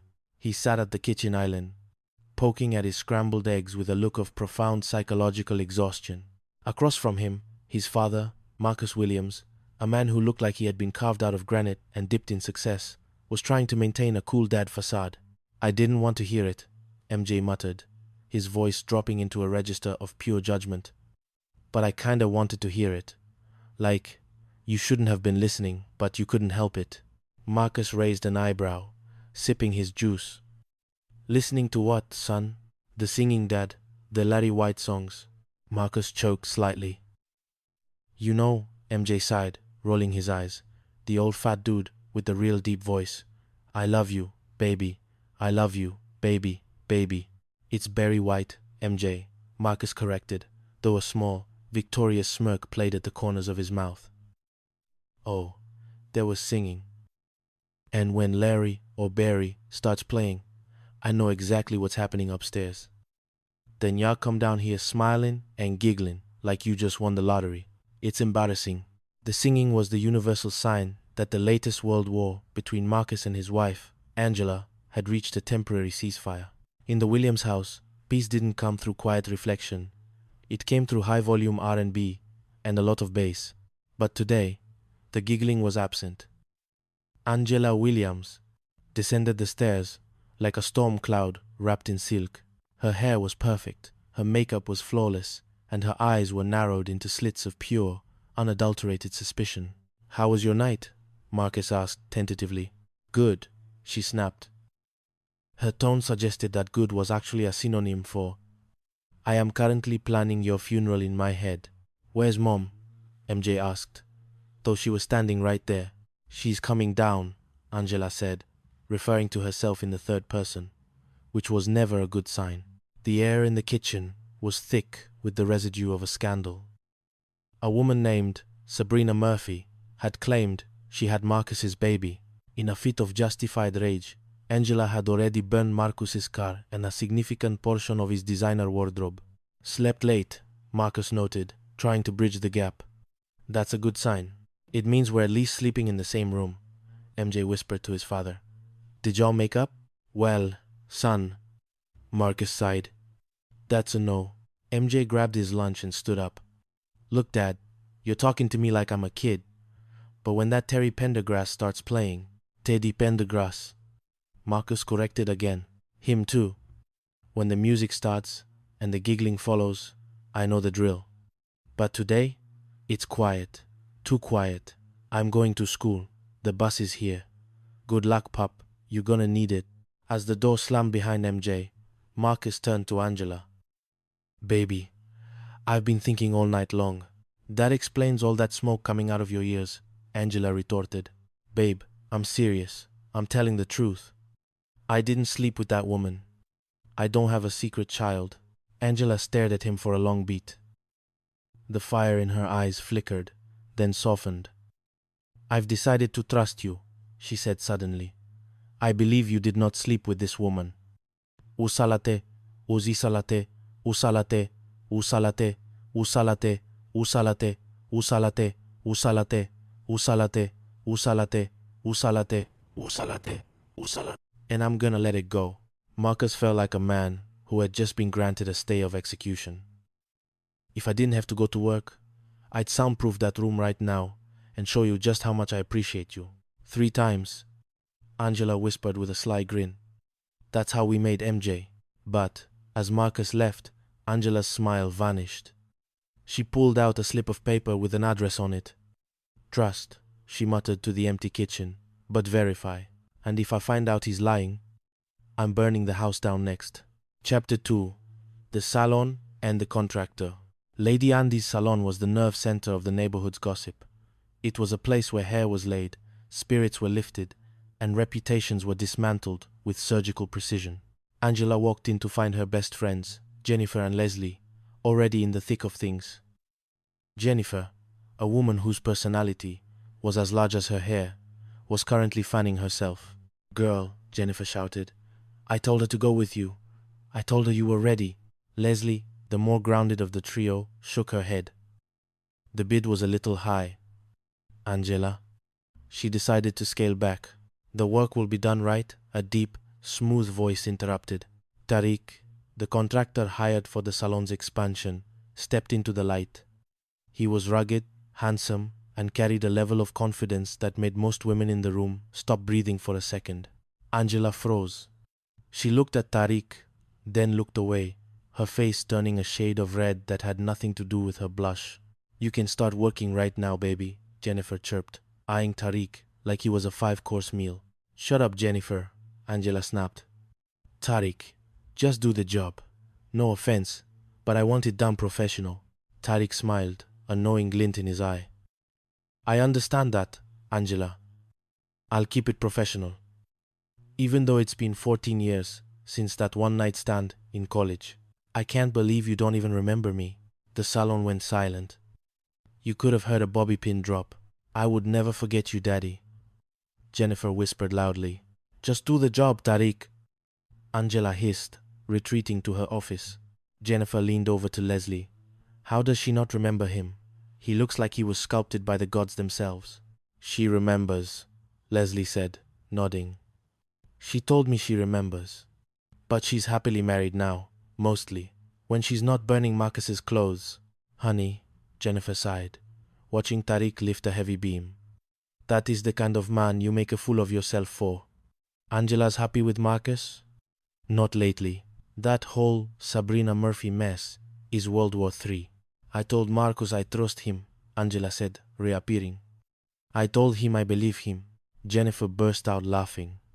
"Praise the Lord. Angela, it would take a priest, an exorcist, and a letter from the president for you to let something go that quick. I'm not buying it." Angela leaned in close, her voice dropping to a conspiratorial whisper. "I got the address. Sabrina Murphy. I'm going to her house at noon to find out what the truth really is." "I knew it!" Jennifer shouted. "Get the Vaseline. Girls, this is gonna be a takedown." Chapter 3. The Poodle and the Letter. Across town, at the C Sports Now studio, Marcus was having a much different morning. He was the star anchor, a man of the people, currently being mocked by his co-host, Joseph. "The crowd favorite continues to be Davis," Joseph announced to the cameras, "because he's the underdog. Or, in your case, Marcus the Poodle." "Clear," the producer shouted. Marcus turned to Joseph. "You look like one today," Joseph laughed, all sensitive and quiet. "How was your night? Did the fiery queen of Atlanta let you back in the house?" "She forgives me," Marcus said, beaming. "She believes in me. No more drama." "Shikana, Salah, man," I tried to tell him. Todd, the studio's resident smart-mouth assistant, chimed in. "Standing your ground works. But you still gotta watch out. Keisha's been here 3 times today." Keisha, Marcus's ex, was a permanent fixture in the studio, usually bringing lunch as an excuse to hover over Marcus's life. She was currently dating Richard, Marcus's business partner, which made everything awkward. "No mail today," Todd said, sliding a white envelope across the desk. "But this letter just got dropped off. From a Sabrina Murphy." Marcus froze. The room went cold. Richard and Joseph leaned in. "Oh, hell no," Marcus muttered. "I'm not reading that. I'm paperless. I'm going green." "Read it, Marcus," Richard urged. "Somebody has to help you through this midlife crisis." Marcus ripped the envelope open and began to read aloud. "Dear Marcus, I am so sorry for all the problems I caused you. Your wife came to see me this morning at my house, and I told her the truth. I told her that you and I never met. We were never together. I don't even have a kid. I was put up to this by someone I am no longer friends with. I am so sorry." The studio fell into a stunned silence. "I wonder who that friend could be," Marcus said, his eyes shifting toward Keisha, who was suddenly very interested in her fingernails. "That is low down," Joseph said. "But wait. Marcus, You said Angela told you she trusted you this morning? She did, Marcus said, his jaw tightening. But the letter says she came to the house this morning, Richard pointed out. Which means she lied to your face about trusting you so she could go play detective. Marcus stood up, crumpling the letter. She wants to play? Fine, we're gonna play. Todd, call my jeweler. I need a fake DNA test and a whole lot of attitude. Chapter 4. The Fake Confession. Later that evening, the Williams home was set for a showdown. Angela walked in, trying to look casual, though she was practically vibrating with guilt. Hey, baby, she said, her voice an octave higher than usual. How was work? Good, Marcus said, his voice flat. Anything exciting happened today? Same old, same old. Angela lit. Really? Because I missed you today, Angela. I missed you so much I bought you this. He handed her a small gift. Angela's eyes welled up with tears. Oh, baby. I'm so sorry. I'm so sorry I didn't believe you. I'll never fly off the handle again, I promise. I'm done. I trust you. Marcus sighed, leaning forward. Angela froze. What? I did sleep with her, Marcus said, his face a mask of fake tragedy. And that's my baby. The DNA test came back today. I even told Sabrina to lie to you when you went to her house this morning, but I just can't live with the guilt anymore. We need to figure out how to raise this child together. The silence that followed was heavy enough to crack the floorboards. Wah, wah, wah. Angela screamed, her voice reaching a pitch that could shatter glass. Have you lost your damn mind? You think you're gonna bring a baby into this house? She lunged for him, her trust evaporating like mist in a furnace. Wait, wait, Marcus shouted, holding up the letter. I got the letter from Sabrina, Angela. I know you went over there. You said you trusted me, but you lied. Angela stopped mid-swing. She looked at the letter, then at Marcus's smug face. Well, she stammered. I had to be sure. I've been through too much with you, Marcus. You went crazy. Marcus laughed, though it was a guarded laugh. You were riding me like a bronco. Get off me. I'm sorry, baby, Angela cried, falling back into a fit of laughter and tears. I just go crazy. You know me. I know you, Marcus sighed, pulling her into a hug. And God help me, I still love you. Chapter 5. The Peaches Scandal. The piece lasted exactly 24 hours. It started with a smell, a pungent, herbal scent wafting through the upstairs hallway. Marcus and Angela were standing outside MJ's room, looking like they had just discovered a crime scene. Is that weed? Marcus whispered. It's kush, Angela hissed, her face pale. Our son is doing drugs, Marcus. He's a crackhead. It's just a joint, Angela. It's not crack.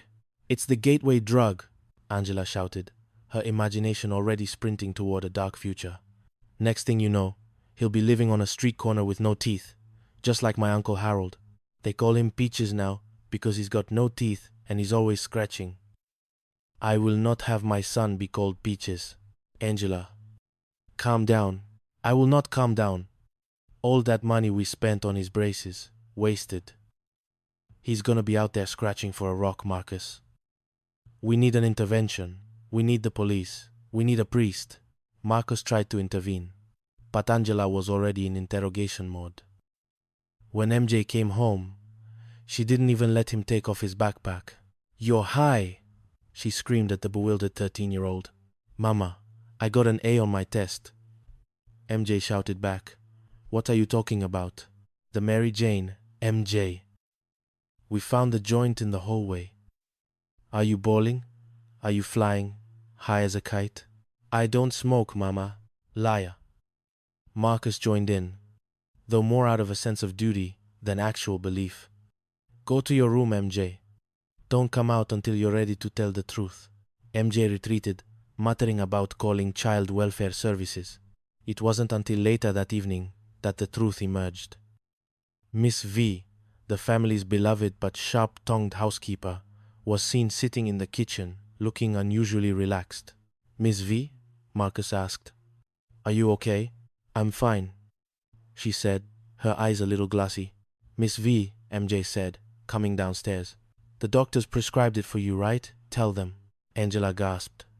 Miss V, you're the one smoking the kush? It's medicinal, Miss V snapped. I've been taking chemotherapy. I have a little cancer, and the marijuana calms my stomach. I didn't want to tell y'all and make a fuss. The room went quiet. The anger drained out of Angela instantly. Miss V, oh my God, Angela cried, rushing to hug her. We're so sorry. We didn't know. I'm fine, Miss V insisted. The doctor says 3 more treatments and I'm good as new. But MJ, you better not tell nobody at church, or I'll give you a heart attack. And Marcus, Miss V added, pointing a finger. Your son was right. Those walls are thin. You sing Barry White one more time, and I'm moving out. Chapter 6. The Gay Husband and Big Frank. A few weeks later, a ghost from Angela's past arrived at the salon. His name was Nick.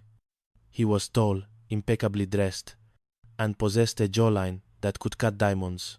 Nick! Angela squealed, throwing her arms around him. I missed you so much. Jennifer and Leslie watched from the side, their mouths agape. Who is that? Jennifer whispered. That's Nick, Leslie said. Angela's friend from college. Marcus thinks he's gay. Is he? Hell no, Leslie laughed. Angela told Marcus he was gay so she could hang out with him without Marcus catching a domestic violence charge. They've been playing this game for years, but Marcus wasn't a fool. He had finally caught wind of the lie through Richard and Joseph. So he's straight? Marcus asked Richard at the studio. As an arrow, Richard confirmed. And he's in town taking Angela out to dinner. Marcus narrowed his eyes. Fine. If she wants a gay best friend, I'll give her one. That night, Angela brought Nick over to the house for a casual drink. Marcus greeted them with a smile that was far too wide. Nick, good to see you, man, Marcus said. I have a surprise for you. A surprise? Nick asked, looking nervous. Yeah. I have a friend I want you to meet. His name is Frank. Big Frank. Big Frank? Angela asked, her heart sinking. Yeah, he's the security guard at the studio. 6'8", works out every day, just had his back and legs waxed, and he's looking for a soulmate. He's on his way over right now. Nick's face went pale. Marcus, I'm not really looking for a friend right now. Nonsense. Frank loves to cuddle. He's a spooner, and he just got out of prison for attempted murder of his last lover. But don't worry, he's totally reformed. Marcus, Angela shouted, stop it. What? I'm just trying to help Nick out. He's not gay, Angela finally screamed. He's never been gay. I lied because you're jealous and you won't let me have male friends. Marcus dropped the act, crossing his arms. I knew it.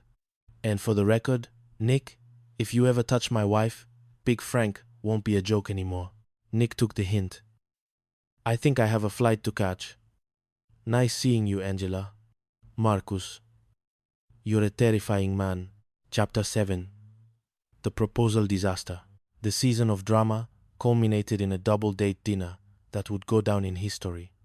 Richard had decided to propose to Keisha. Joseph was considering proposing to Leslie. The group gathered at a high-end restaurant. Richard was beaming. Keisha was wearing a dress that cost more than Marcus's burnt car. I have something to say, Richard announced, standing up. He pulled out a box that contained a diamond the size of a grape. Keisha, will you marry me? Yes, she screamed, flashing the ring at everyone, especially Angela. Joseph looked at Leslie. He felt the pressure. He reached into his pocket and felt the ring he had bought. He started to slide off his chair to get on one knee. Don't do it, Joseph, Leslie whispered. Joseph froze halfway down. What? I'm not ready, she said, her voice firm. We have a good thing. Why ruin it with papers? My grandma says we're living in sin. But I like the freedom. Joseph sat back up, his face red with embarrassment. Oh, okay, well, that's cool. The tension at the table was thick enough to eat with a spoon. Marcus, trying to be a supportive friend, leaned over to Joseph. "It's probably for the best, man," Marcus whispered. Leslie's eyes narrowed. "A ball and chain, Marcus? Is that what you think of marriage?" "No. I mean, for Joseph, because he's a free spirit." "You're losing altitude, Marcus," Joseph whispered. "Pull up. I just think," Marcus continued, digging the hole deeper, "that Leslie is probably just a little sensitive right now. You know, that time of the month." The entire restaurant seemed to go silent. Angela slowly turned her head toward her husband. "What did you just say?" she asked, her voice a low, dangerous rumble. "I mean, it's just a biological fact. Women get sensitive. Man law, number 1. Richard whispered to Joseph. "Never, ever mention the psycho. He's dead. He's a dead man." Angela stood up, grabbing her purse. "I'm going to the car, Marcus. There's gonna be a whole lot of Larry White, and he's gonna be singing your funeral march." As Marcus scurried after her, Joseph and Leslie sat in silence. "So," Joseph said tentatively, "are we still free spirits?" Leslie looked at him, then at the ring box sticking out of his pocket. "Ask me again in a week." "And Joseph?" "Yeah, if you ever mention my cycle, I'll hire Tariq to build a wall right between us." "Understood," Joseph sighed. "Man law, loud and clear." And so, the sun set on another day in Atlanta. Between the burnt cars, the secret contractors, the medicinal brownies, and the marriage disasters, one thing was certain. Life for Marcus and Angela was never boring. It was loud, it was fiery, and it was always better or worse. The Thin Walls of Matrimony, a Williams family saga. Chapter 1. The Silence of the Soul. The Williams household was built on a foundation of love, a mortgage they could mostly afford, and walls that were roughly the thickness of a single sheet of construction paper. This architectural flaw was the primary source of education for Marcus Jr., known to everyone as MJ, who at 13 knew more about his parents' romantic ebbs and flows than any child should reasonably be required to process. On this particular Tuesday morning, the air in the kitchen smelled of burnt toast and unresolved tension. MJ sat at the breakfast island, moving a soggy pile of cereal around his bowl like he was conducting a slow-motion excavation. His father, Marcus, a man whose physical presence usually commanded the room, was currently slumped over a cup of black coffee, looking like he'd gone 10 rounds with a heavy-duty insomnia demon. "I didn't want to hear it," MJ started, his voice cracking slightly with the onset of puberty. "But I kinda wanted to hear it." Marcus didn't look up. "You shouldn't have been listening, son." "I was trying not to," MJ protested, throwing his spoon down. "But I know if I hear it, they're gonna come down smiling and happy, singing Larry White songs." Marcus paused, the coffee cup halfway to his lips. "Who is Larry White?" "You know," MJ said, rolling his eyes as if his father were the dense one. "Old fat dude with the real deep voice. I love you, baby. I love you, baby. Baby." "That guy," Marcus sighed, a sound that seemed to come from his toes. "It's Barry White, MJ. And you're going to have to get another kid if you think I'm trying to talk that low this early in the morning. Finish your breakfast," Marcus added, spotting a shadow at the top of the stairs. "Uh-oh. He ain't smiling," MJ whispered to himself. "You know what that means." The silence that followed was heavy. Usually, a good night in the Williams' bedroom resulted in a morning of humming, light dancing, and Marcus calling everyone champ. Today, Marcus looked like he was preparing for a deposition. "Hi, Dad," MJ said as Angela finally appeared. She didn't look at Marcus. She looked at the toaster as if it had personally insulted her mother. "How was your night?" MJ asked, the world's bravest little instigator. "Good," Marcus lied. "You ready for your big test?" Angela asked MJ, her voice tight enough to snap a guitar string. "Yeah, sure." "Where's Mom?" "I'm right here, MJ," Angela said, her eyes finally flickering toward Marcus. "What do you mean?" Marcus asked, his defense mechanism sliding into place. "Well," MJ chimed in, It means that you two could have had a good night. At least you're sleeping in the same room. Did y'all make up last night? Marcos looked at his son, then at his wife. Well, son, look, that's a no, MJ groaned. So, I was kinda hoping you did, but I was hoping I didn't hear it. But I did want to hear it. But I didn't want to hear it. Because if y'all doing it, then I'ma hear it. These walls are thin, Dad. When that Teddy Pendergrass gets to playing, I know what's happening. It's Teddy Pendergrass, Marcus corrected automatically. Him too, MJ shouted as the school bus honked outside. But see, then you come downstairs just smiling and giggling, and then Mama come right behind you and y'all just a hing. It's gross. As MJ bolted for the door, Marcus and Angela were left in the ringing silence of a kitchen that felt too small for the secrets it held. Chapter 2. The Trust Protocol. At Lady Andy's salon, the atmosphere was less spa-like relaxation and more active construction zone. Angela was expanding, not her waistline, though her friend Jennifer wouldn't stop making jokes about it, but the business. The walls were being torn down to make room for more chairs, more mirrors, and more drama. The contractor, Tariq, was a man who looked like he had been sculpted out of mahogany and bad intentions. He was also, inconveniently, a man Angela had shared a one-night stand with 14 years ago, a fact she desperately hoped had been buried in the sands of time. Look, Leslie, Angela whispered to her friend as Tariq flexed his biceps while measuring a beam. Is he gonna be here every day? Unfortunately, yes, Leslie replied, checking her clipboard. But he's the best price we could get, even if the bid was a little high. Tariq noticed them whispering. Angela's just not gonna talk to me? Is she gonna talk through you? He looked at Angela with a smirk that suggested he remembered exactly what she looked like without the professional blazer. Come on, Leslie, I understand. That was 14 years ago. I can't believe she doesn't even remember me. I would never forget you, Daddy, Jennifer chirped from across the room, earning a death glare from Angela. I'll keep it professional, Tariq promised, though his eyes lingered a second too long. Once the men were back to work, the council of friends, Angela, Leslie, and Jennifer, convened in the back. The topic of the day wasn't the expansion. It was the Sabrina Murphy situation. For weeks, a woman named Sabrina had been claiming Marcus was the father of her child. She'd burned his clothes. She'd keyed his car. It was World War III in a suburban zip code. I've decided to trust him, Angela announced, though she looked like she was swallowing a lemon. I told Marcus this morning. I believe him. I'm letting it go. Jennifer snorted so loud, a customer in the front row jumped. It don't work like that. It would take a priest, an exorcist, and a party from the president for you to let this go. You're lying. I am not. Angela snapped. Angela, Leslie said softly. You have that look in your eye. The private investigator look. Okay, fine. Angela exploded. I got the number. I got the address. Sabrina Murphy lives 3 towns over, and her neighbor says she gets home at noon.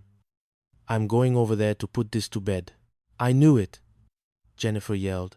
Let me get my Vaseline, because this is going to involve some hair pulling, and I want a front row seat. Chapter 3. The Poodle and the Letter. While Angela was preparing for a stakeout, Marcus was at the television studio where he co-hosted C Sports Now with Joseph. Marcus was the straight man, the voice of reason. Joseph was the man who currently walked a miniature poodle named Fifi and wore shoes that cost more than Marcus's first car.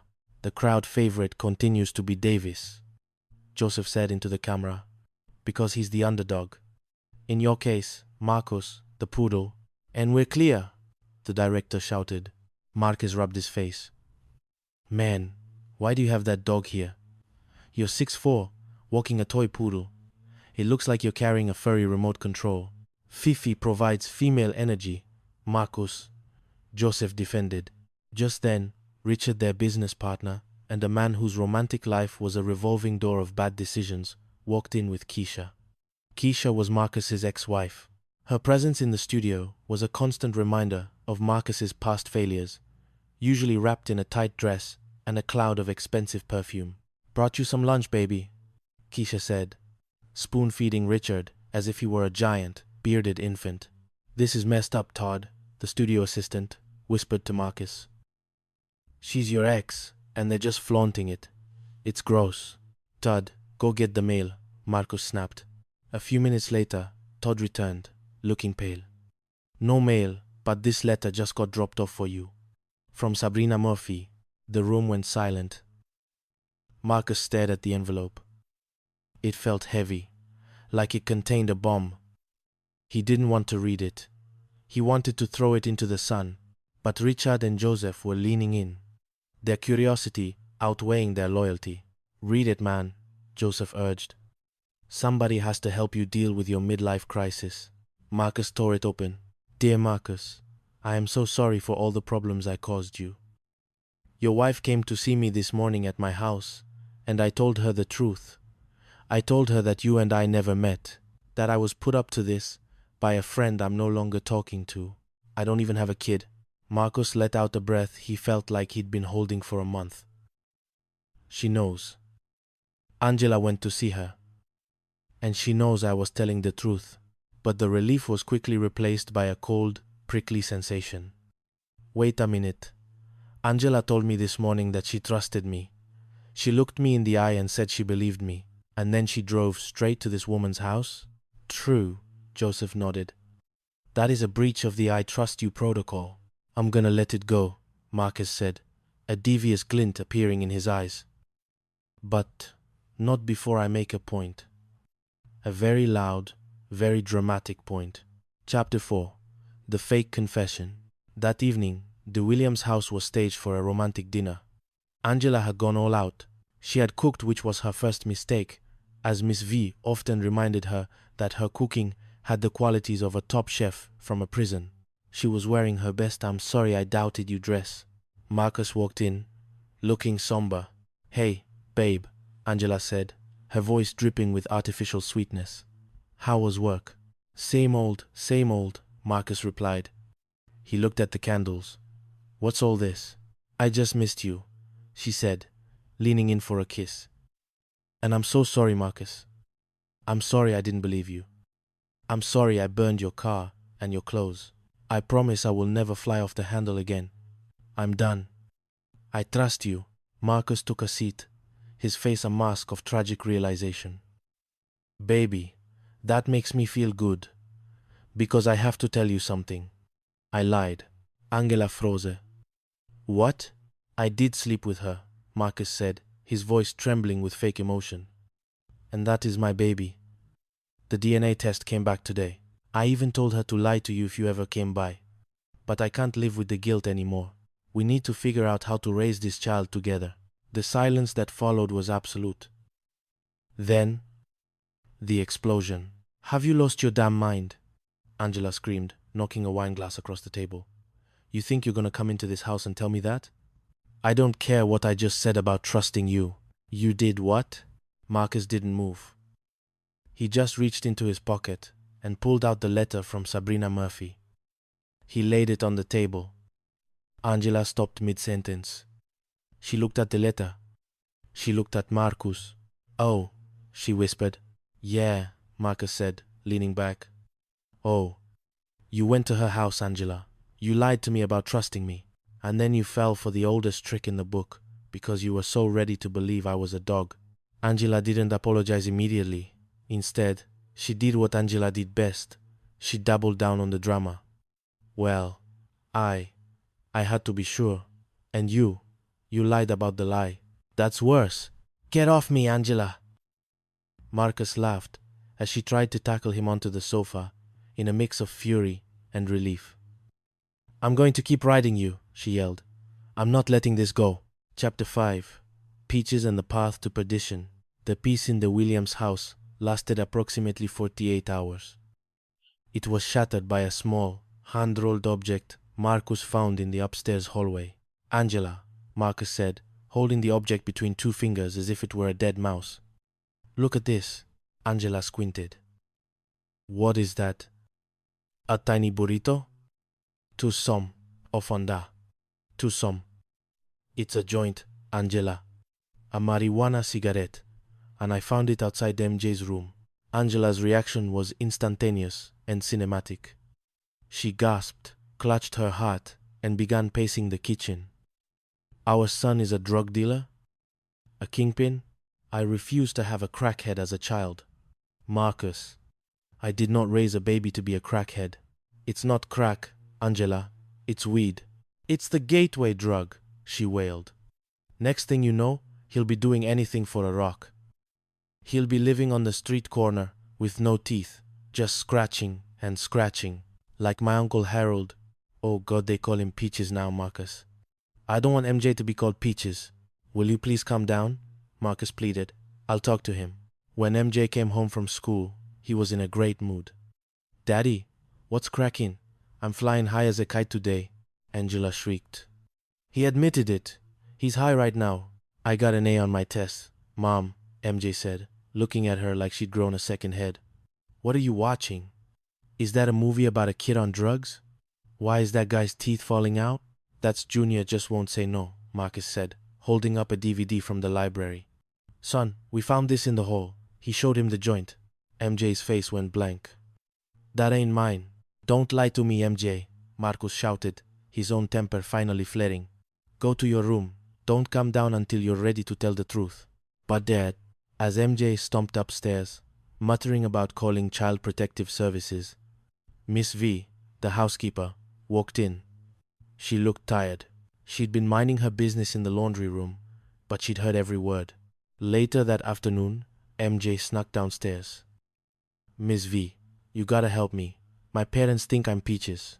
Miss V looked at the boy, then at the joint, sitting on the counter. She sighed. It's mine, MJ. MJ's jaw dropped. Miss V, you're a stoner? The doctor prescribed it. Boy, she snapped. I've been taking chemotherapy. I have a little cancer. The marijuana calms my stomach after the treatments. I didn't want to tell your parents because I didn't want them making a fuss. I'm not dead yet. The realization hit MJ like a physical weight. He looked at the elderly woman who had helped raise him, Miss V. I'm so sorry. Don't be sorry. Be quiet, she said, and tell your parents the truth. But don't tell them I'm sick unless I say so. When Marcus and Angela came back into the kitchen, MJ was standing there with Miss V. All right, MJ said. I'm ready to confess.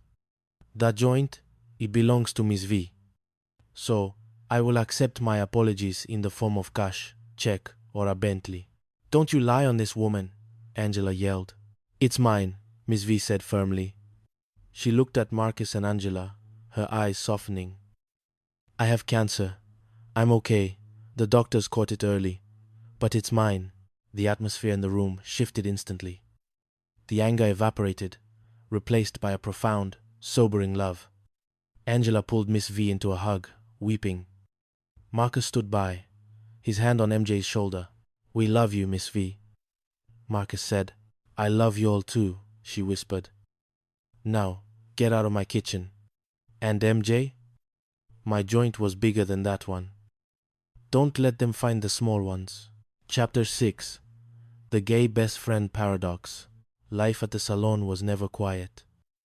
Between Tariq, the contractor flirting with anything that moved, and Jennifer trying to find a man who didn't live in his mother's basement, Angela was exhausted. Then, Nick Boland walked in. Nick was handsome, stylish, and had been Angela's best friend since college.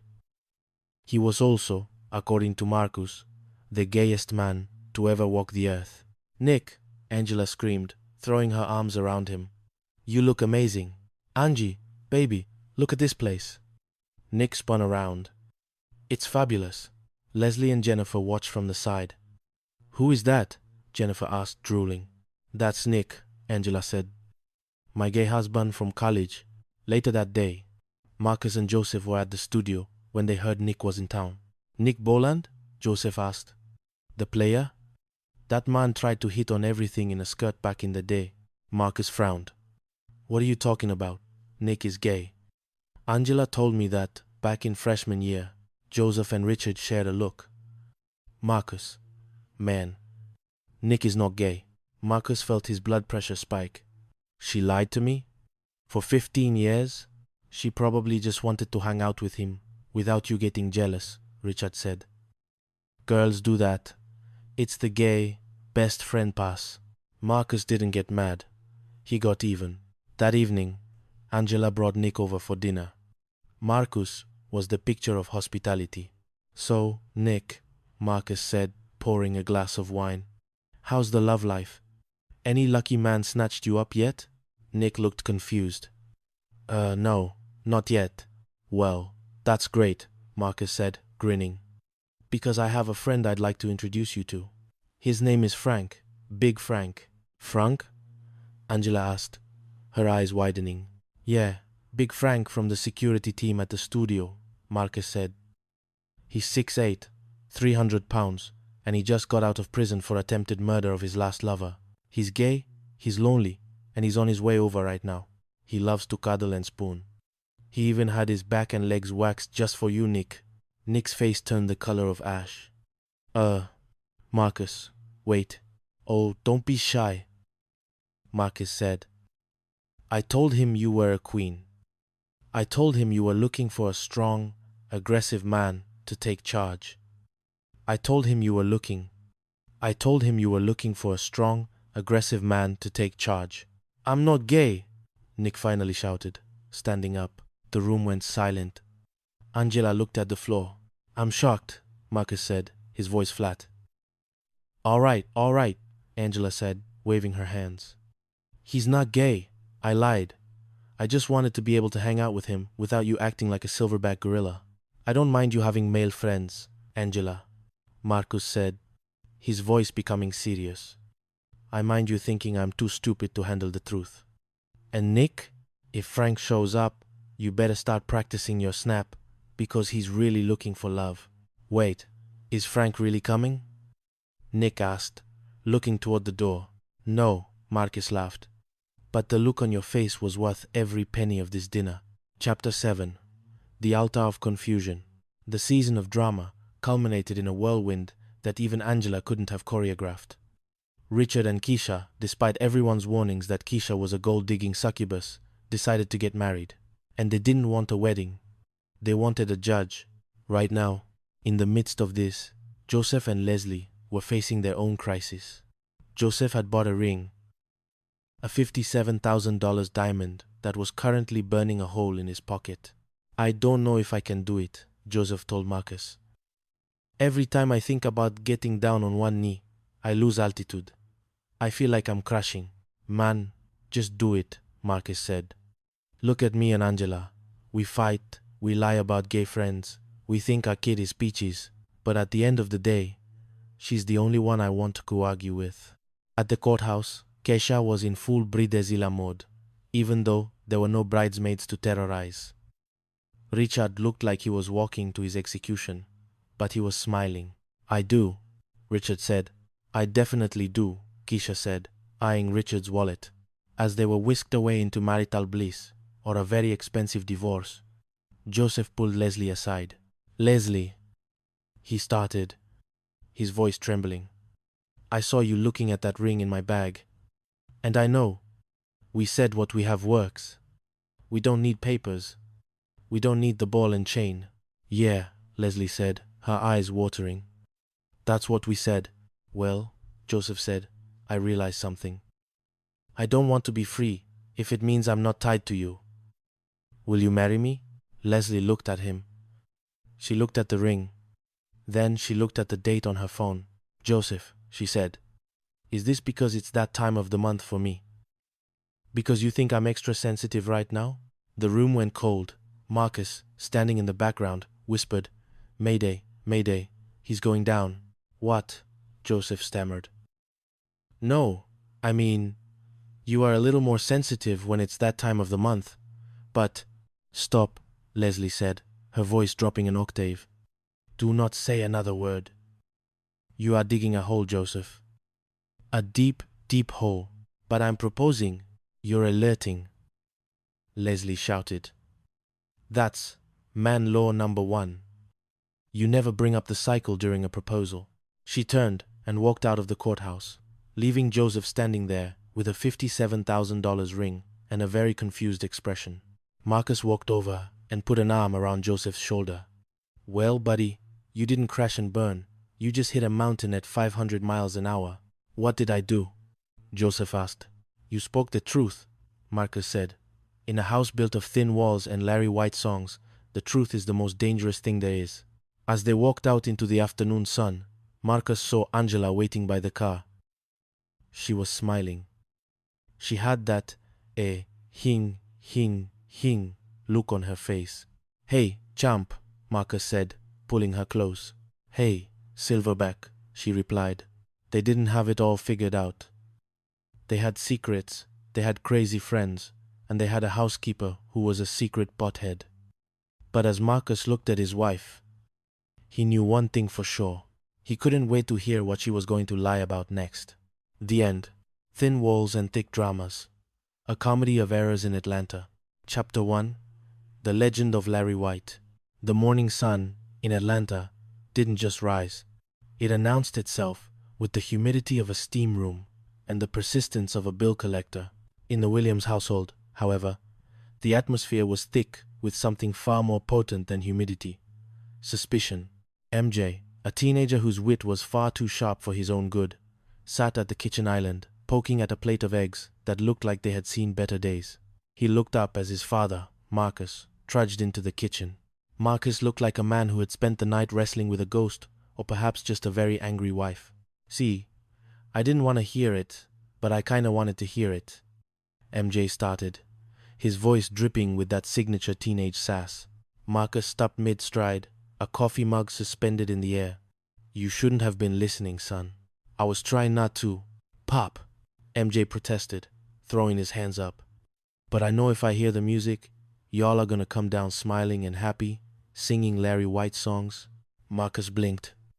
"Who is Larry White?" MJ rolled his eyes so hard he nearly saw his own brain. "You know, the old fat dude with the real deep voice."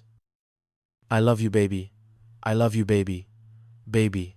Marcus sighed, the weight of the world and his son's musical ignorance pressing down on him. "It's Barry White, MJ. And for the record, there was no singing last night." The tension in the room shifted from comedic to clinical. The music MJ was referring to was the universal sign of a reconciliation in the Williams household. If the walls were thin, the patience of the inhabitants was thinner. Marcus and Angela were currently embroiled in what the neighbors probably referred to as the Sabrina Murphy incident. Sabrina Murphy, a name that sounded like a soap opera villain, had claimed she had a child with Marcus. In a fit of righteous, though perhaps premature fury, Angela had turned Marcus's luxury car into a charcoal briquette and shredded his designer suits as if they were yesterday's newspaper. "Finish your breakfast," Marcus muttered. "Uh-oh. He ain't smiling," MJ whispered to himself. "You know what that means." "No, Larry White." When Angela finally descended the stairs, she didn't look like a woman who had spent the night making up. She looked like a general preparing for a long siege. The silence was deafening, broken only by the sound of MJ's fork scraping against his plate. "How was your night?" MJ asked, testing the waters. "Good," Marcus said shortly. "Ready for your big test?" Marcus asked MJ, trying to redirect the spotlight. "Yeah, sure." "Where's Mom?" "She's coming down." "Slept late." MJ smirked. "Slept late? That's a good sign. It means y'all at least sleeping in the same room. Did y'all make up?"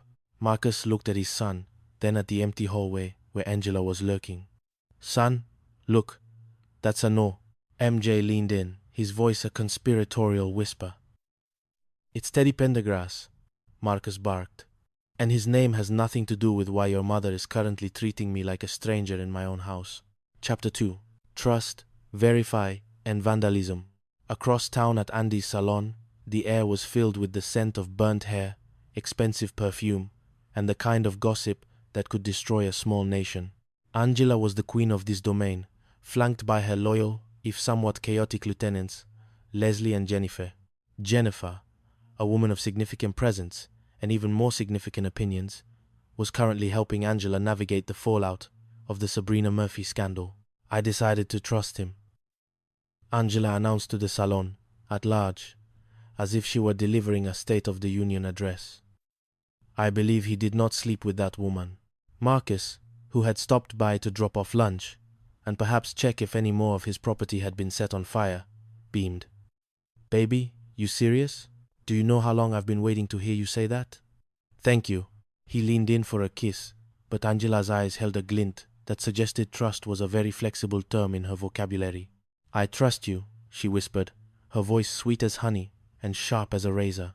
I love you. You're the best. But as Marcus walked out the door, feeling like a weight had been lifted, Angela turned to her friends. The sweetness vanished. Trust, but verify, she snapped.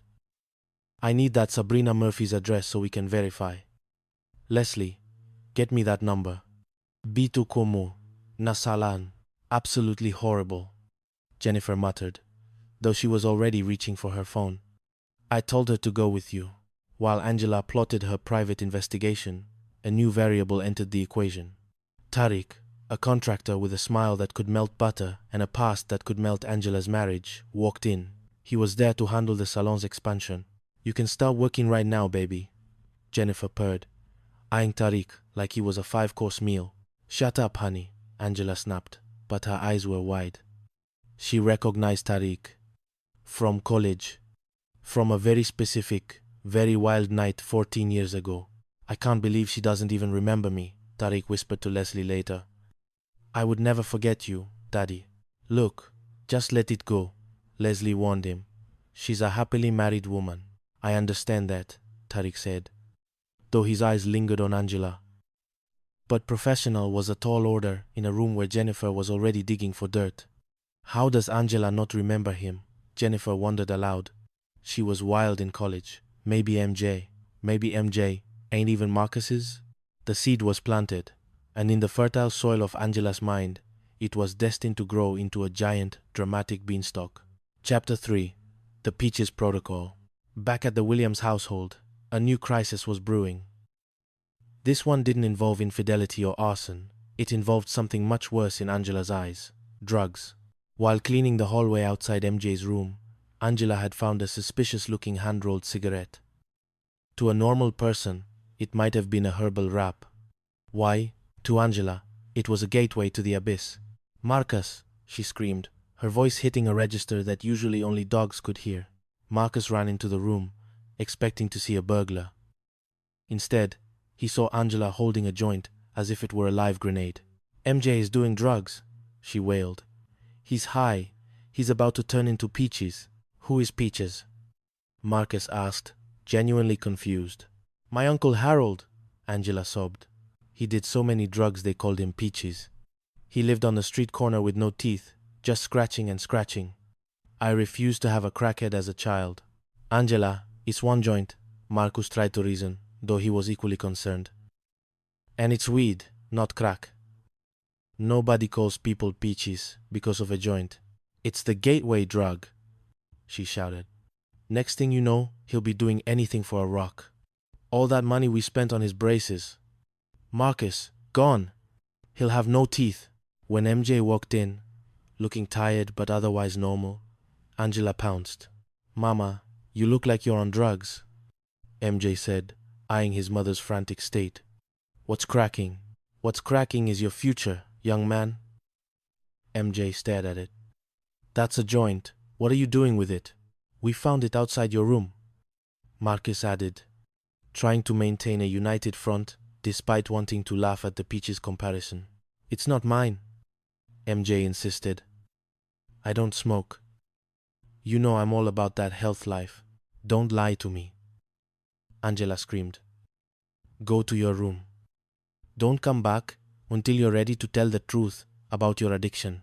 MJ stomped upstairs, muttering about Negro spirituals and child welfare services. But the truth was far stranger than Angela's Peaches prophecy. Later that afternoon, Miss V, the Williams live-in help and honorary family member, was found in the kitchen, looking a bit more relaxed than usual. Miss V? MJ whispered, having snuck downstairs. I know what weed smells like. Are you high? Miss V didn't even blink. The doctor prescribed it for me, boy. For the chemo. It calms my stomach. MJ's eyes widened. Miss V, you have cancer? A little, she said, dismissively. But the marijuana helps. Now, why you in trouble? They think your stash is mine, MJ cried. They think I'm gonna turn into someone named Peaches. The revelation was a gut punch to the family. Angela's fury turned instantly to tears of guilt. Miss V was family, and she was fighting a battle they hadn't even noticed because they were too busy arguing about thin walls and burnt cars. We love you, Miss V, Angela sobbed, hugging the older woman. I know, Miss V said, patting Angela's head. Now, can someone get me a cookie? My stomach is very calm. Chapter 4. The Matchmaker's Meltdown. With the Peaches incident resolved and Miss V receiving the support she needed, Angela decided to redirect her energy toward her favorite hobby, interfering in Jennifer's love life. Jennifer had been seeing Tommy's dad, a man who treated her like an afterthought and paid child support in maybe next month's. We need to fix her up, Angela declared to Leslie at the salon. She needs a man who likes a woman with personality. You mean loud? Leslie asked. Ghetto? Tina added, leaning over from the reception desk. Outspoken, Angela corrected. And we need Marcus and Joseph to find some guys. The dinner party was set. Marcus and Joseph were tasked with bringing quality men.